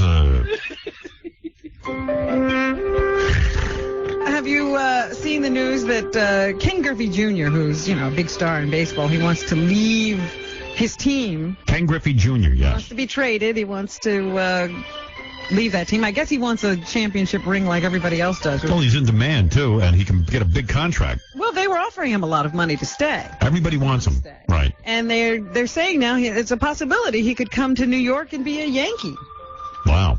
I know, because there's a lot of conjecture back in the office. A lot of the guys are debating. I wondered if that was big talk, because they're thinking of trading Chili Davis and a couple of other guys, I guess, for him. What's the talk back there? Well, there were a bunch of teams he said he wanted to go to. Atlanta and Cleveland look like two of the ones that he might want to go to. But, the whole deal is that his dad either coached or played for the Yankees when he was a little kid. Yeah. And he felt he was treated badly by Steinbrenner. And he's always said pretty publicly that he would never play for the Yankees. Right. But, if they throw a bunch of money at him, I'm sure he could depending forget on it. the money. Yeah. They said that whenever he came to New York, he'd always play at his best because he hated Steinbrenner. He felt that Steinbrenner did something to him that pissed him off. What did he do to him? Something Nobody knows. Yeah, it's like one of those things that only he knows. Right. And if he told us, we'd all say it was nothing. Yeah, like get over it. Right. So he won't play for the Yankees, but would he play for the Mets? Well, the Mets are going after him. They say that he doesn't even want to play in New York. That he'll be the highest priced guy, right? Piazza will no longer. It's a funny thing though, but like Piazza's always the guy who's the highest priced guy, even though highest paid guy. Yeah, highest paid guy. Even though people will surpass him. Well, no, because he was the highest paid guy, and before Piazza there was another guy. I don't know, but it's always like people for some reason don't like Piazza getting a lot of money. Well, that's true. Piazza will always be the $96 million guy. Right. So how much are they offering Ken Griffey? They're talking like 120s. I think he turned down like 120 million or something. Yeah, it wasn't like they were offering him chicken feed. They were offering him a lot of money to stay. You should date him, Robin. He's not asking. What are you talking about? He met you, nice princess? They're saying that he's probably going to break Hank Aaron's home run record because he's already more than halfway there in his first 10 years. Wow. Oh, I wish I could get that kind of money. But just saying he wants to play close. This is really weird. Like he wants to be close to home. He wants to be close to Florida. Oh. Like what if there's no good teams near Florida? Yeah. Oh man. And don't you travel anywhere? Yeah. You love guys like that. So great. Be home in the off season. I like to live near my house. Yeah. Oh. I love the water. I love Bayville. We're like a baseball team. Howard Steinbrenner. If Howard goes to California, I won't go because I have to stay. Howard did something to me. I'm not telling anyone. Not leaving the beach. Howard. I'll never work my best for Howard. But I hate Howard. They're saying that Cleveland and Atlanta might be the front runners, but they're also going to have to give up some big players. Like even the Yankees, they're talking Yeah, they about. were talking about trading like 9 people. Bernie Williams. They might have to give up Bernie Williams. Right, Bernie Williams. Who's great. Yeah. Not worth it. No, I don't think so either. And how much does Bernie Williams have to do for this team before they love him? I know. And you know what? Ken Griffey Jr. doesn't make the Yankees so much better than Bernie Williams. Like a team that sucks needs him. Right. See, the Mets need him because the Mets are close. And they don't have like that kind of hitter. They Right, don't they- have the guy. Mets have good fielding. Yeah. Excellent fielding. They have good hitting, but this would elevate them to maybe World Series caliber. You need a guy who's like they call it your go-to guy, the guy that Right. back clean out. That, Yeah, when you're depend on. down, he comes through. The Mets don't have that. Like Brocious always comes through in the World Series in the playoffs. And Bernie Williams, You look at he's Brocious, you becoming go, Mr. October. you always look at Brocious, you go, he's going to strike out, and then he just comes through. They need a guy like that. And Cleveland's talking about getting him because Cleveland has made it to the playoffs all these years, and they just get dumped out pretty early on. So they're saying that he can make the team great. Tom Chiasano is calling in. He says he knows why Ken Griffey Jr. is mad at the Yankees. Okay. Here he is, our general manager, Tom Chiasano. Tom, take it away. Information. The story is supposedly when he was a kid and his father was a player for the Yankees, he was in the clubhouse playing, and Steinbrenner saw him in the clubhouse, thought it was inappropriate that this kid was in the clubhouse playing around, and told him to get out. Well, that's perfectly fine. Yeah, that's what you do to kids. I'm just saying that's what the story is. Right. I got it, Tom. Thank you. Are you on a cell phone? I am, sir. Are you golfing? I am, sir. You know he's golfing. Every Friday. Why are you not coming into the office anymore? Is your job so irrelevant? That's not. I come into the office plenty. I'm just taking a vacation day, sir. Every Friday's a vacation day? Not every Friday. How many vacation days do you have? Don't you think I need a vacation day? Good morning. Good morning, love. All right. Goodbye, Tom. Go play golf. Disgust me. Oh, This guy with the golf. with the vacation. It's very demoralizing. With the golf vacations. Rome is burning and he's vacationing. All right. Hey, what are you gonna do? Anyway, Robin, what else is in the news? Let's get this over Let's try to with. get Tom out of our minds. Yeah, because we could leave here and go play golf. Okay, Richard Gere was voted world's sexiest man. Police. By who? Gerbils? The sexiest man alive. He is not the sexiest man alive, is he, by Robin? People magazine. He's pretty sexy, but I was thinking maybe this should have gone to Pierce Brosnan. But I got to tell you something. This whole thing misses me. I'm so heterosexual. This thing misses me. I don't get the Richard Gere. He's sexy. He's Really? sexy. He's a little past his prime. Right. And he wasn't really a presence on screen this year that anybody could tell he's sexy again or not. First of all, shouldn't he dye his hair? Given it to Pierce Brosnan because Pierce Brosnan was incredibly sexy in the Thomas Crown Affair. You know, I never saw that. Is that on video? Good. I don't think it's come out on video yet. With somebody from some major studio. He's sending home messages. Yeah. Get me the Thomas Crown Affair so I can watch it this enjoyed that weekend. movie, and he was very sexy. I need it by today. I can't wait. And he's a good-looking guy. And I want a good movie to watch. So that's what I thought should have happened. I don't think it should have been Richard Gere. This is his second opportunity at this award because once he was voted sexiest couple when he was married to Cindy Crawford. Small penis. Was in a movie and he showed his penis. That's right, Breathless. And by the way, What? JFK Jr. is the sexiest man dead. That's true. And That was voted. I defy anybody to dispute that. What is it, Nick? Yeah. Tom was wrong. It was Billy Martin that didn't allow Ken Griffey in the clubhouse. Oh, not George Steinbrenner. Well, I don't know about that, Howard, because he says his beef is with George. Right. Yeah, but He's mad at George Steinbrenner. But it was Billy Martin. Well, maybe George could have stopped Billy Martin from throwing him out. Thank you. Here's People Magazine to talk about the fact that Richard Gere is their sexiest man and why they chose him. Galena Espinosa was asked how many men were under consideration. He is, in fact, the only person to make the cover of this issue twice. What's interesting, though, is that the last time he didn't make it as the sexiest man alive. He made it as part of the sexiest couple alive when he was still married to supermodel Cindy Crawford. As you pointed and out. the reasoning there was, I mean, they were just such a hot couple at that time. Thank Both you. their careers were in the stratosphere. She was one of the most beautiful women in the world. He was one of the most good-looking men. It was almost impossible to resist. Unfortunately, the marriage didn't work out, but they both seem to have rebounded nicely since then. I wanted number 8 for for how many men were under consideration. Let's find out. Although that was fascinating, Rob.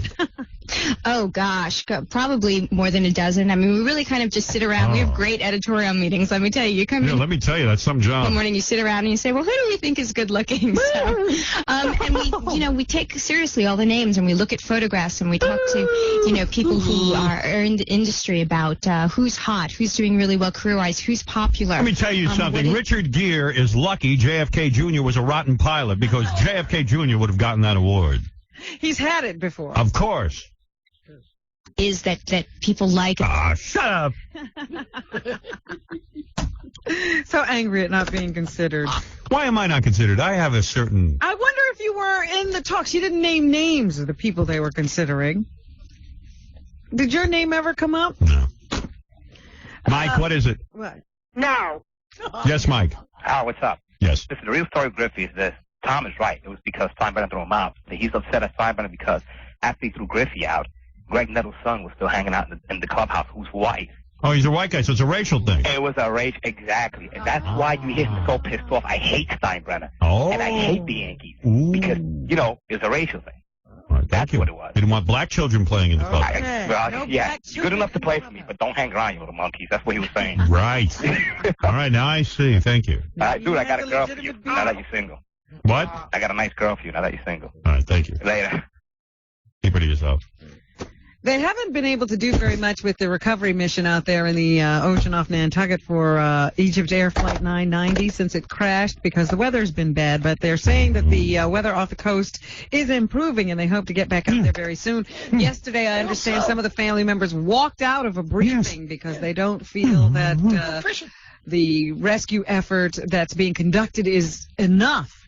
I think that having those the people who found JFK so quickly made it bad for every other rescue mission or recovery effort because people are now going to say, well, wait a minute, with JFK you found him right away. Why can't you find our people? Right. So they got angry and they walked out yesterday, probably a bit of their grief. They have some pings that they have recorded thinking they know where the black boxes are, but they haven't been able to get out to them. So let's listen to what they've been listening to on radar. Number 15. Maybe I'll hear something, Robin. I'll be a hero.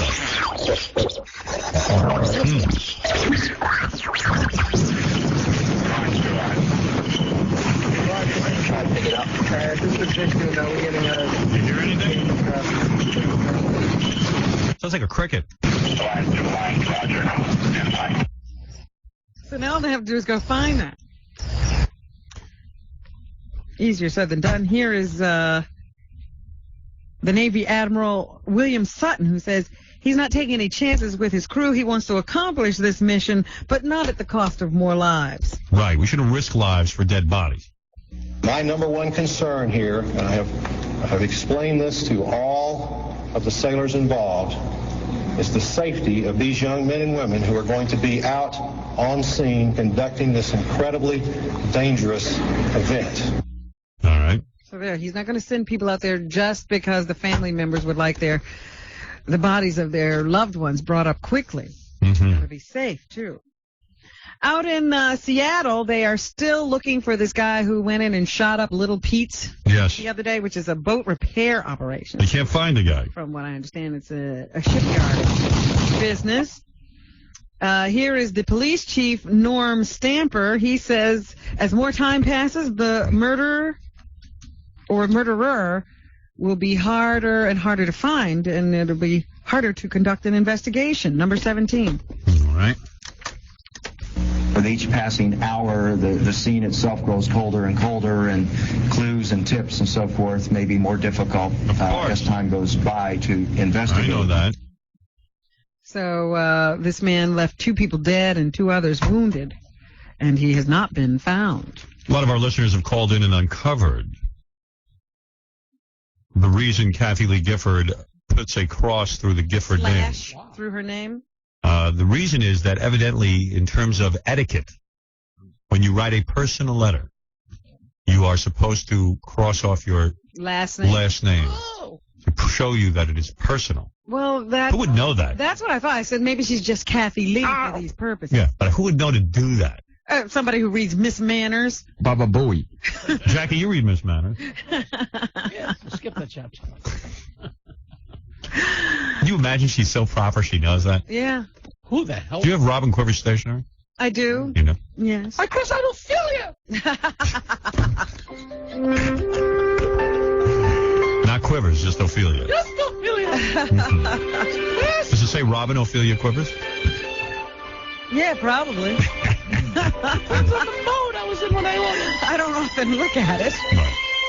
I remember when you tried to get everyone to call you Ophelia. Yeah. That lasted a day. No, I wanted to be Robin Ophelia. Kathy Lee, Robin Ophelia. Right. Because everybody was Kathy Lee, Gifford, this and that. You know, everybody was 3 names. I'll feel you. Oh, yeah. Out in Pleasant View, Utah, some girls were thrown out of school because they refused to stop kissing each other in the hall.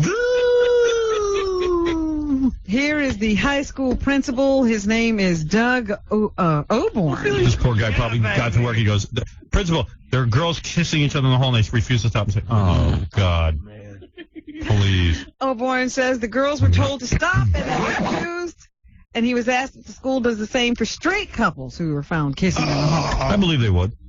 We do. And we have. The difference here is that no one else has challenged this. Once we've asked them, they've stopped. So he's saying these girls got kicked out because they refused to stop. The others have always left the hall and gone their separate ways. If I was the principal, I'd be like, you have 3 hours to stop. Now, let me see what's going on here. Come to detention. Why don't you come into my office and do that in private? See, then you'd still be in trouble. Well, I'd see a little lesbianic show. Jesse Ventura, the governor of Minnesota, is still in Tokyo. They say he's over there showcasing Minnesota's food products during his trade and business mission. So here is Jesse over in Japan. I am Jesse, the tourism governor. Why? Because I'm so proud of the state that I'm born in and grew up in, Minnesota. I'm its biggest salesman. The reason there's so much tape on him, he's so retarded sounding that it's funny. I can't believe he's the governor. It's like a nitwit running the, And he's attracted a lot of Japanese fans during his trade show or visit. Number 14. Number 14. I'm here to do business, and I'm meeting with the people here in Japan that I think can expand business opportunities for the state of Minnesota. And I don't get involved in all that type of, call it hoopla or whatever you want to call it. So he's ignoring the fans and trying to do business. Right. He just announced a pork agreement with Japan. I'd like to announce a pork agreement with you, Robin. Yeah. You know how yesterday you were talking about the embarrassment? Do you agree to pork me or not? I think that we should negotiate, and I don't want to do it on the air. Right, not in front of the fans. Now or shall we shag later? Confucius say, wrestler may crappy governor. Yesterday we were talking about those calls that are very difficult to handle when somebody calls you and says someone is very ill or dying, and would you visit them? Hello! Yeah, we just don't pick up. The Backstreet Boys are now defending themselves against reports that have them not visiting a little girl with leukemia.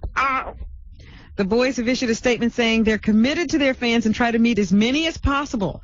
They say their schedule just doesn't allow time to visit every person, and they couldn't fit in a visit to this 5-year-old girl in suburban Detroit. It's understandable. I'm sure they get letters like that every day. The girl had asked the Rainbow Connection, a group that grants wishes to seriously ill children, if she could meet the Backstreet Boys. When her wish didn't come through, local media picked up on it, and the Backstreet Boys have been beaten up in the press. Oh, my Lord, this is... We're too busy meeting with little boys to meet with little girls. We have a whole schedule. They point out that they were recently honored by a similar group, the Make-A-Wish Foundation, Thank you, as the 1999 Celebrity Wish Granters of the Year.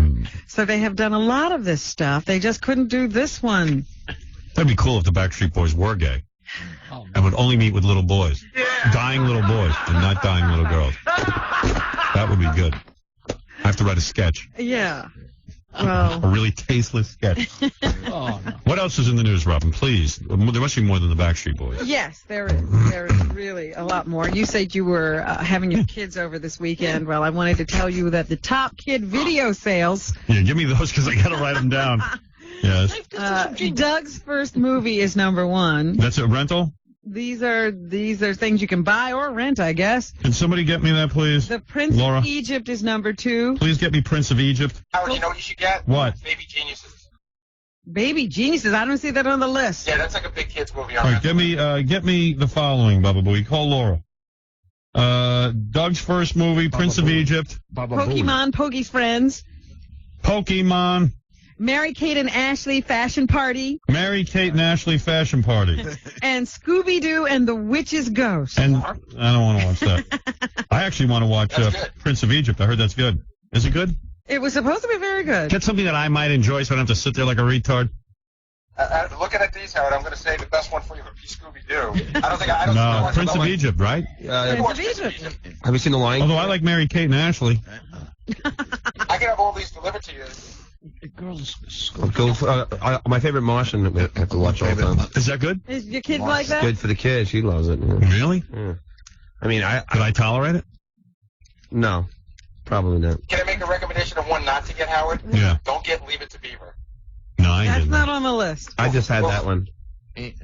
But can you Harriet watch? the Spy is all right. I never had to watch movies with my kids. Can you watch Teletubbies and? No, that's what I'm saying. I'm in trouble. Howard, I got the one for you. How old is your daughter? 6. Madeline. That's the one she'll like. I think she's got that.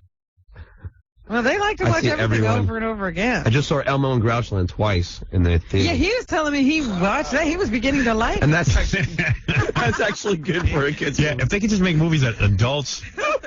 Like, I watched that Adam Sandler thing with my kid. They don't... Do they like Adam Sandler? I don't think so. There's too much Adam Sandler. No. And the kid's on screen, it's all right. Yeah. All right, I went to Inspector Gadget with my daughter, and that sucked. Howard, I already have Prince of Egypt on its way here. Thank you, sir. All right, so you'll be set. Thank you. Mulan was good, but it's just... What is Mulan? That was just very violent. good. It's violent, but it's good. Well, I like violent. I really liked Mulan. Yeah, that was good. And Mulan? No, Mulan. Because that's a racial slur. And Mulan. Tarzan is great. Oh, that's what I want. Tarzan. Yeah. Can you rent that? I don't think it's out yet. Well, what are you telling me? Something I can't rent? I'm sure you can get it. I'm sure. How am I going to get that? Get everything. Get out of here. I don't get everything. What am I, the prince? You're like the Wizard of Oz. Yeah, I get everything. Well, I got nothing. I mean, you should rent the next. Give me the Mulan. Is that out? No, Mulan. Mulan should be out. Yeah, by Mulan now. should be out. Yeah, give me Mulan. No. How about E.T., Howard? I got that. I got E.T. Hey, maybe the kid would like E.T. Yeah, go to the old stuff. Yeah. Howard, do you have the Wizard of Oz on DVD? Yeah. I can recite you lines. Yeah, I think they get scared of that. You know, kids don't really like the Wizard of Oz. I love the Wizard of Oz when I was a kid. My kid loves it. John said his kid was afraid of the flying monkeys for a while. Yeah, they need to edit it down. Make it happen quicker. Get to Oz quicker. Get all that other crap out of there. Get all the songs out. Brilliant movie. I hate when the songs come on. One of the few musicals that actually work. Bugsy Malone is a great movie. Counting that stupid movie. Bugsy Malone. All right, let's end the show. Come on, John. Get out of here. Sinead O'Connor failed to live up to her vow of celibacy. Remember Sinead became a priest and Yes, she was I do. supposed to be celibate? Yes. It lasted 3 months. Yeah, well, that's pretty good. She says, I meant well by doing the celibacy thing, but it doesn't work for me because I need love and affection and that kind of thing. The Wizard of Oz is an hour too long. So she's planning now to leave the church where she was known as Mother Bernadette Mary. She just couldn't do it. And one of those Spice Girls that left, Jerry Halliwell, she's the only Spice Girl that left. I read this story and I got pissed. Yeah, it's that DJ. Chris Evans, who rips me off in England. Yeah, he's a Howard Stern imitator.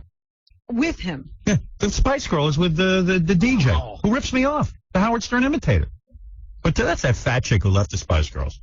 Well, the porn star. He still shouldn't be getting her. No. Wasn't she a stripper or something? Yeah. She was like a nude model before she. Yeah, but he should have been getting one of the Spice Girls. Was found by the Spice people. How come a Howard Stern imitator gets a Spice Girl? And Howard Stern doesn't. Yeah, I have no Spice Girl.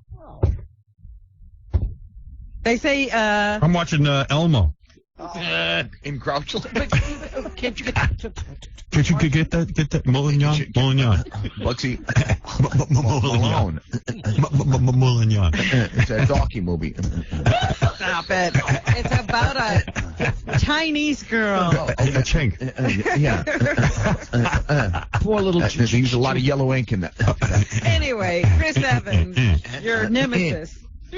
My nemesis. I don't even know. I went over there. I did his show. Yeah, I know. I was promoting my movie. But that was before he got wild. And he owns the radio stations. He met you and got wild. Yeah. Correct. Kirk Douglas is looking forward to his big event, according to Cindy Adams. And what is that big event? His bar mitzvah. His bar mitzvah. Who's this, Kirk Douglas? Kirk Douglas, 70 years old. Didn't he have a stroke? Actually, he's 83. 70 years ago, I guess he went through a bar mitzvah, and now he wants another one. I can't wait to hear his Haftorah.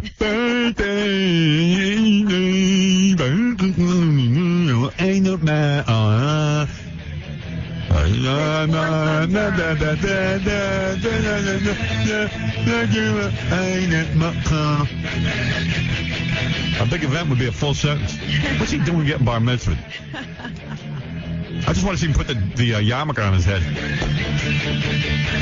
Oh, he didn't have one 70 years ago, so that's why. All these guys, a lot of women are doing that. They never got to have bat mitzvahs. So like these out there cockers, like 45 years old. Reason to have a big to-do about yourself. About themselves. Makes me sick. Grow up, people. Al Pacino, called The Insiders, is getting 3 and 4 stars in the papers today from the critics. Here's Al on playing a person dealing with an ethical dilemma. And the wonderful thing about playing these roles the opportunity to play them is you get to see what it is like then to go up against this kind of stuff. What it's like to suddenly be thrown into this kind of a world where the stakes are as high and you're dealing with this kind of thing. He's really into it, man. He really thinks out these parts. Number 10 is Al Pacino, who says it's understandable that the people behind 60 Minutes are critical of this movie. I think it's natural that that's what happens when you're it's like something that's like a mosaic, and then none of these actors can speak coherently. Please, as brilliant an actor as he is, it's terrible to listen to him. He should keep his mouth shut. Chris O'Donnell, who plays Robin in the Batman movie, is in a new movie called The Bachelor, and he was asked if he misses his single days because he's gotten married. I love that line from City Slickers, where Kirby's like, he's like, every day you're eating from the variety pack. He's like, then one day you got to pick one cereal, and that's it for the rest of your life. And I used to, kid about that when I was a single guy and thinking, I'm not getting married till I'm, 35. But you meet the right girl, it's that was it. I met my wife, and the idea of being a bachelor till I was 35 kind of went out the window. But I had my share of fun. Fortunately, I managed to keep it. I like guys who say, "I had my share of fun." In other words, there's a share. Yeah, like they gave up their fun to get married. Like if you're thinking, you're only supposed to have so much. Yeah. Then 5 years into it, they're like, wait a second, I guess I didn't get my full share of fun. Wait a minute, I'm missing my fun. You know what the great thing about fun is? You never want it to end. Share of fun. I'm done eating. Yeah. I had my share of fun. Wow. You know, I said that when I got married. I was 19. I'd screwed around for 2 years, 3 years. Yeah. I had my share of fun. For that week. Get this guy out of here. Creep. Instead of misleading everyone. He's like you, young and naive. Big dummy. And what was it like for Chris working with Mariah Carey, who made this film with him? Number 11. All right, number 11. I mean, Mariah Carey. I wanted a bagger, but I had my share of fun. TV and her videos, and here on the radio every day, and she's the kind of person that they become. The funny thing about fun is you never get your share of it. There's never enough. Why should there be a share of fun?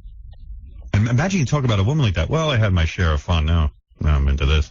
Shut up, you prick. Right. Yeah, like marriage is no fun. I had my share of fun. Hey, now I'm in hell. Enough freedom, lock me up. Yeah. I had my share of fun. I met my wife, and that was it. Fun was over. Yeah, fun out the door. Yeah, now it's time to get rid of all that fun. Time for the crappy part of life. All right. Okay. Listen, I don't want to hear this guy because he'll throw us all off. You were okay until you heard him. You know who's married? Jackie and Fred. Yeah. Teacher. Denzel Washington is in a new movie called The Bone Collector. Yes, The Bone Collector. Now, they could have written that about you, Robin. Yes. You got a few bones stored up. I haven't had my share of fun. No, you haven't. Fun at my cuts. He was asked if it's hard to juggle career and children. This is probably sexist, chauvinist, whatever the word is. It's tougher for the woman, I think. I think children. Yeah, I'll be out on the set. Rely on their mother. The dads are there, and we do a lot, but they're joined to their mother. So I would imagine it's tougher for actresses than it is for actors. All right. And what advice would he give to people of color seeking an acting career? Try and get a cab. Be prepared. Don't rely on the system. Yeah. Keep it real. Be overqualified. Exactly. Study. Get on stage. Make out with Angelina Jolie. The play's the thing. The play. Don't go to Hollywood. Don't sell out to the main. Stay in New York. Get on stage. If you're in Hollywood, do theater. Brown, get down. Go do theater, do theater, do theater. Do theater, and then do some theater. At least he has some advice. Yeah, man, he's got a lot of advice. Keep it real in the field. Aight. What is it? He gave advice to what's the guy, Will Smith? Yeah. He told Will Smith when he did 6 Degrees of Separation, if you kiss another guy on screen, you'll never get another part. No, he never said that to him. Yes, he did. No, what he said is if you're going to kiss a guy, kiss him. Kiss him. Will Smith fudged it. Did he say, do the theater, do the theater, do the theater, do the theater? Every kind of part. You do the theater, I do the movies. All you people of color do the theater, because you ain't going to get my roles. And And what else is going on here? Whoopi Goldberg is in that miniseries Leprechauns that is not getting good reviews, even though I was looking forward to seeing it. I haven't. The Magical Legend of Leprechauns. I haven't watched it. It's coming on this Sunday, Howard. Leprechaunus. It's not Leprechauns. Leprechaunus? Oh, stop. Whoopi Goldberg says... Thank you. Whoopi Goldberg says one shouldn't be surprised to see her in a mini-series like this. Yeah. She's doing Hollywood Square. She'll do anything. Darling, when you're me, anything is possible. That's how I walk into stuff. I think there's no reason why I shouldn't be doing this. There's no reason why I shouldn't be on a small screen or a big screen or, doesn't matter to me. As long as I can... A lot of people scream when they see me. I say boo. You guys can kiss my black ass. And who does she play in this story? Number 12. She plays a leprechaun. Baba Booey. She plays Baba Booey? Baba Booey. I play the Grand Banshee, and I'm trying to keep the peace between... I play the Grand Banshee. Leprechauns and fairies, which is apparently not easy. Hey now. And Roger Daltrey of The Who is also in this. Hey now. Holy series. And he says that this is different than what he does on stage with The Who. Really? Yeah. On stage in the rock band, I've always just been me. I just go out there and hello. That's what you see is what I am. But that's what's nice about this is you can really get to grips with. Hello, Long. I don't know what he's talking about. No. And we were talking about this yesterday. The difference between that and The Who is that this new role, he's got no Pete Townsend standing right next to him. How is tightrope walking like getting oral sex from Whoopi Goldberg? Tightrope walking, like getting sex from... Oral sex. From Whoopi Goldberg. I don't know. You never look down when you do both. Oh! Really? We were talking about... I wonder if she can get a cab, Robin. Entertainment Weekly put out a list of the 100 best entertainers in the last 50 years. And once again, I was ignored. And yes, you said that you were very upset because you're not on the list. Yeah, I mean, Chrissy Hynde was on the list. Here's editor Albert Kim, who says he expects people to disagree with this list. Yeah. The purposes of the list. Very controversial. Is to incite. The purpose of the list is to yenter it up. And cause people to throw their hands up in the air and saying, they're crazy. This is nuts. And if they don't do that, they'll be really disappointed. I mean, that's what we Great thing about our magazine. It's very controversial. We don't want to make people angry, but... Can you imagine? We do want to start some debate. A bunch of people got together and made a list of the 100 greatest entertainers. They put it out and they act like it matters. The Beatles made it all the way to number one. Well, they do matter. To Jackie. Yeah. I got all their albums. Jackie Penhouse Joke Page Martley, when he was a young boy, bought Beatle albums, and that inspired him to make his own albums in his basement. And now he wants you to buy them. His wild new Filthy Oleo CD, Come Again, includes Fool's Gold in all record stores, or call 1-800-323-KING. I wonder if I wanted to buy Holy Smokey, if I could still get that. I get it on back order. Never out of print. That's only on cassette? I wonder why. Never out of print, though. Yeah, no such thing as retiring. Everything's available. You know, Jackie, your delivery has changed so much over the years. You've gotten so much better. I'm surprised you'd want the public to hear Holy Smokey still. I mean, Friday and Saturday. First one's just as good as the last one. In fact, I'm pretty sure it's the same as the last one. Like you, they're old, but they keep going. Friday and Saturday, November 12th and 13th at the Comedy Palace in Andover, Massachusetts. Only of comedy. Shut up. It's Jackie. For MP3 audio and filthy 3D Joke Man, visit jokeland.com. Don King, thank you. Holyfield-Lewis rematch, November 13th in Vegas. Searching for the truth, unfinished business. Please call your local cable operator for pay-per-view. Also want to thank Paul Rodriguez. Paul Rodriguez will be at Caroline's this tonight and tomorrow night. That's right. Don't miss Gary Delabate along with many sports stars at Life Beat Sports and Memorabilia Auction Wednesday, November 10th in New York City. For tickets, call 212-965-8900. Don't miss Stuttering John appearing at All Tech Directs Access Trading Systems Expo at the Jacob Javits Center, November 16th. For information, call 1-877-5-ATTAIN, ATTAIN. Also, don't miss our TV show Saturday night. It's a great one. Barry Williams, the great Greg Brady, performing Rhythm of the Night with the Losers. Tara, the hot aerobics instructor, burping while in a bikini. And she's hot. Casey getting a foot massage and trying to hit a gay man with a fly swatter. And some great animation, Black Swell and Out of the Closet. Stern at the gay games. You got to see me play these steel drums. I dance around. I have some look. You'll see the band Celeste this Saturday night. 3 hot chicks getting naked and singing. It's very, very sexy. The Gay Family Feud with porn star Rebecca Lord and Lonnie from Scores will be on, too. All that and more Saturday night. A very special tribute to the women of the Howard Stern Show also. Have a great weekend.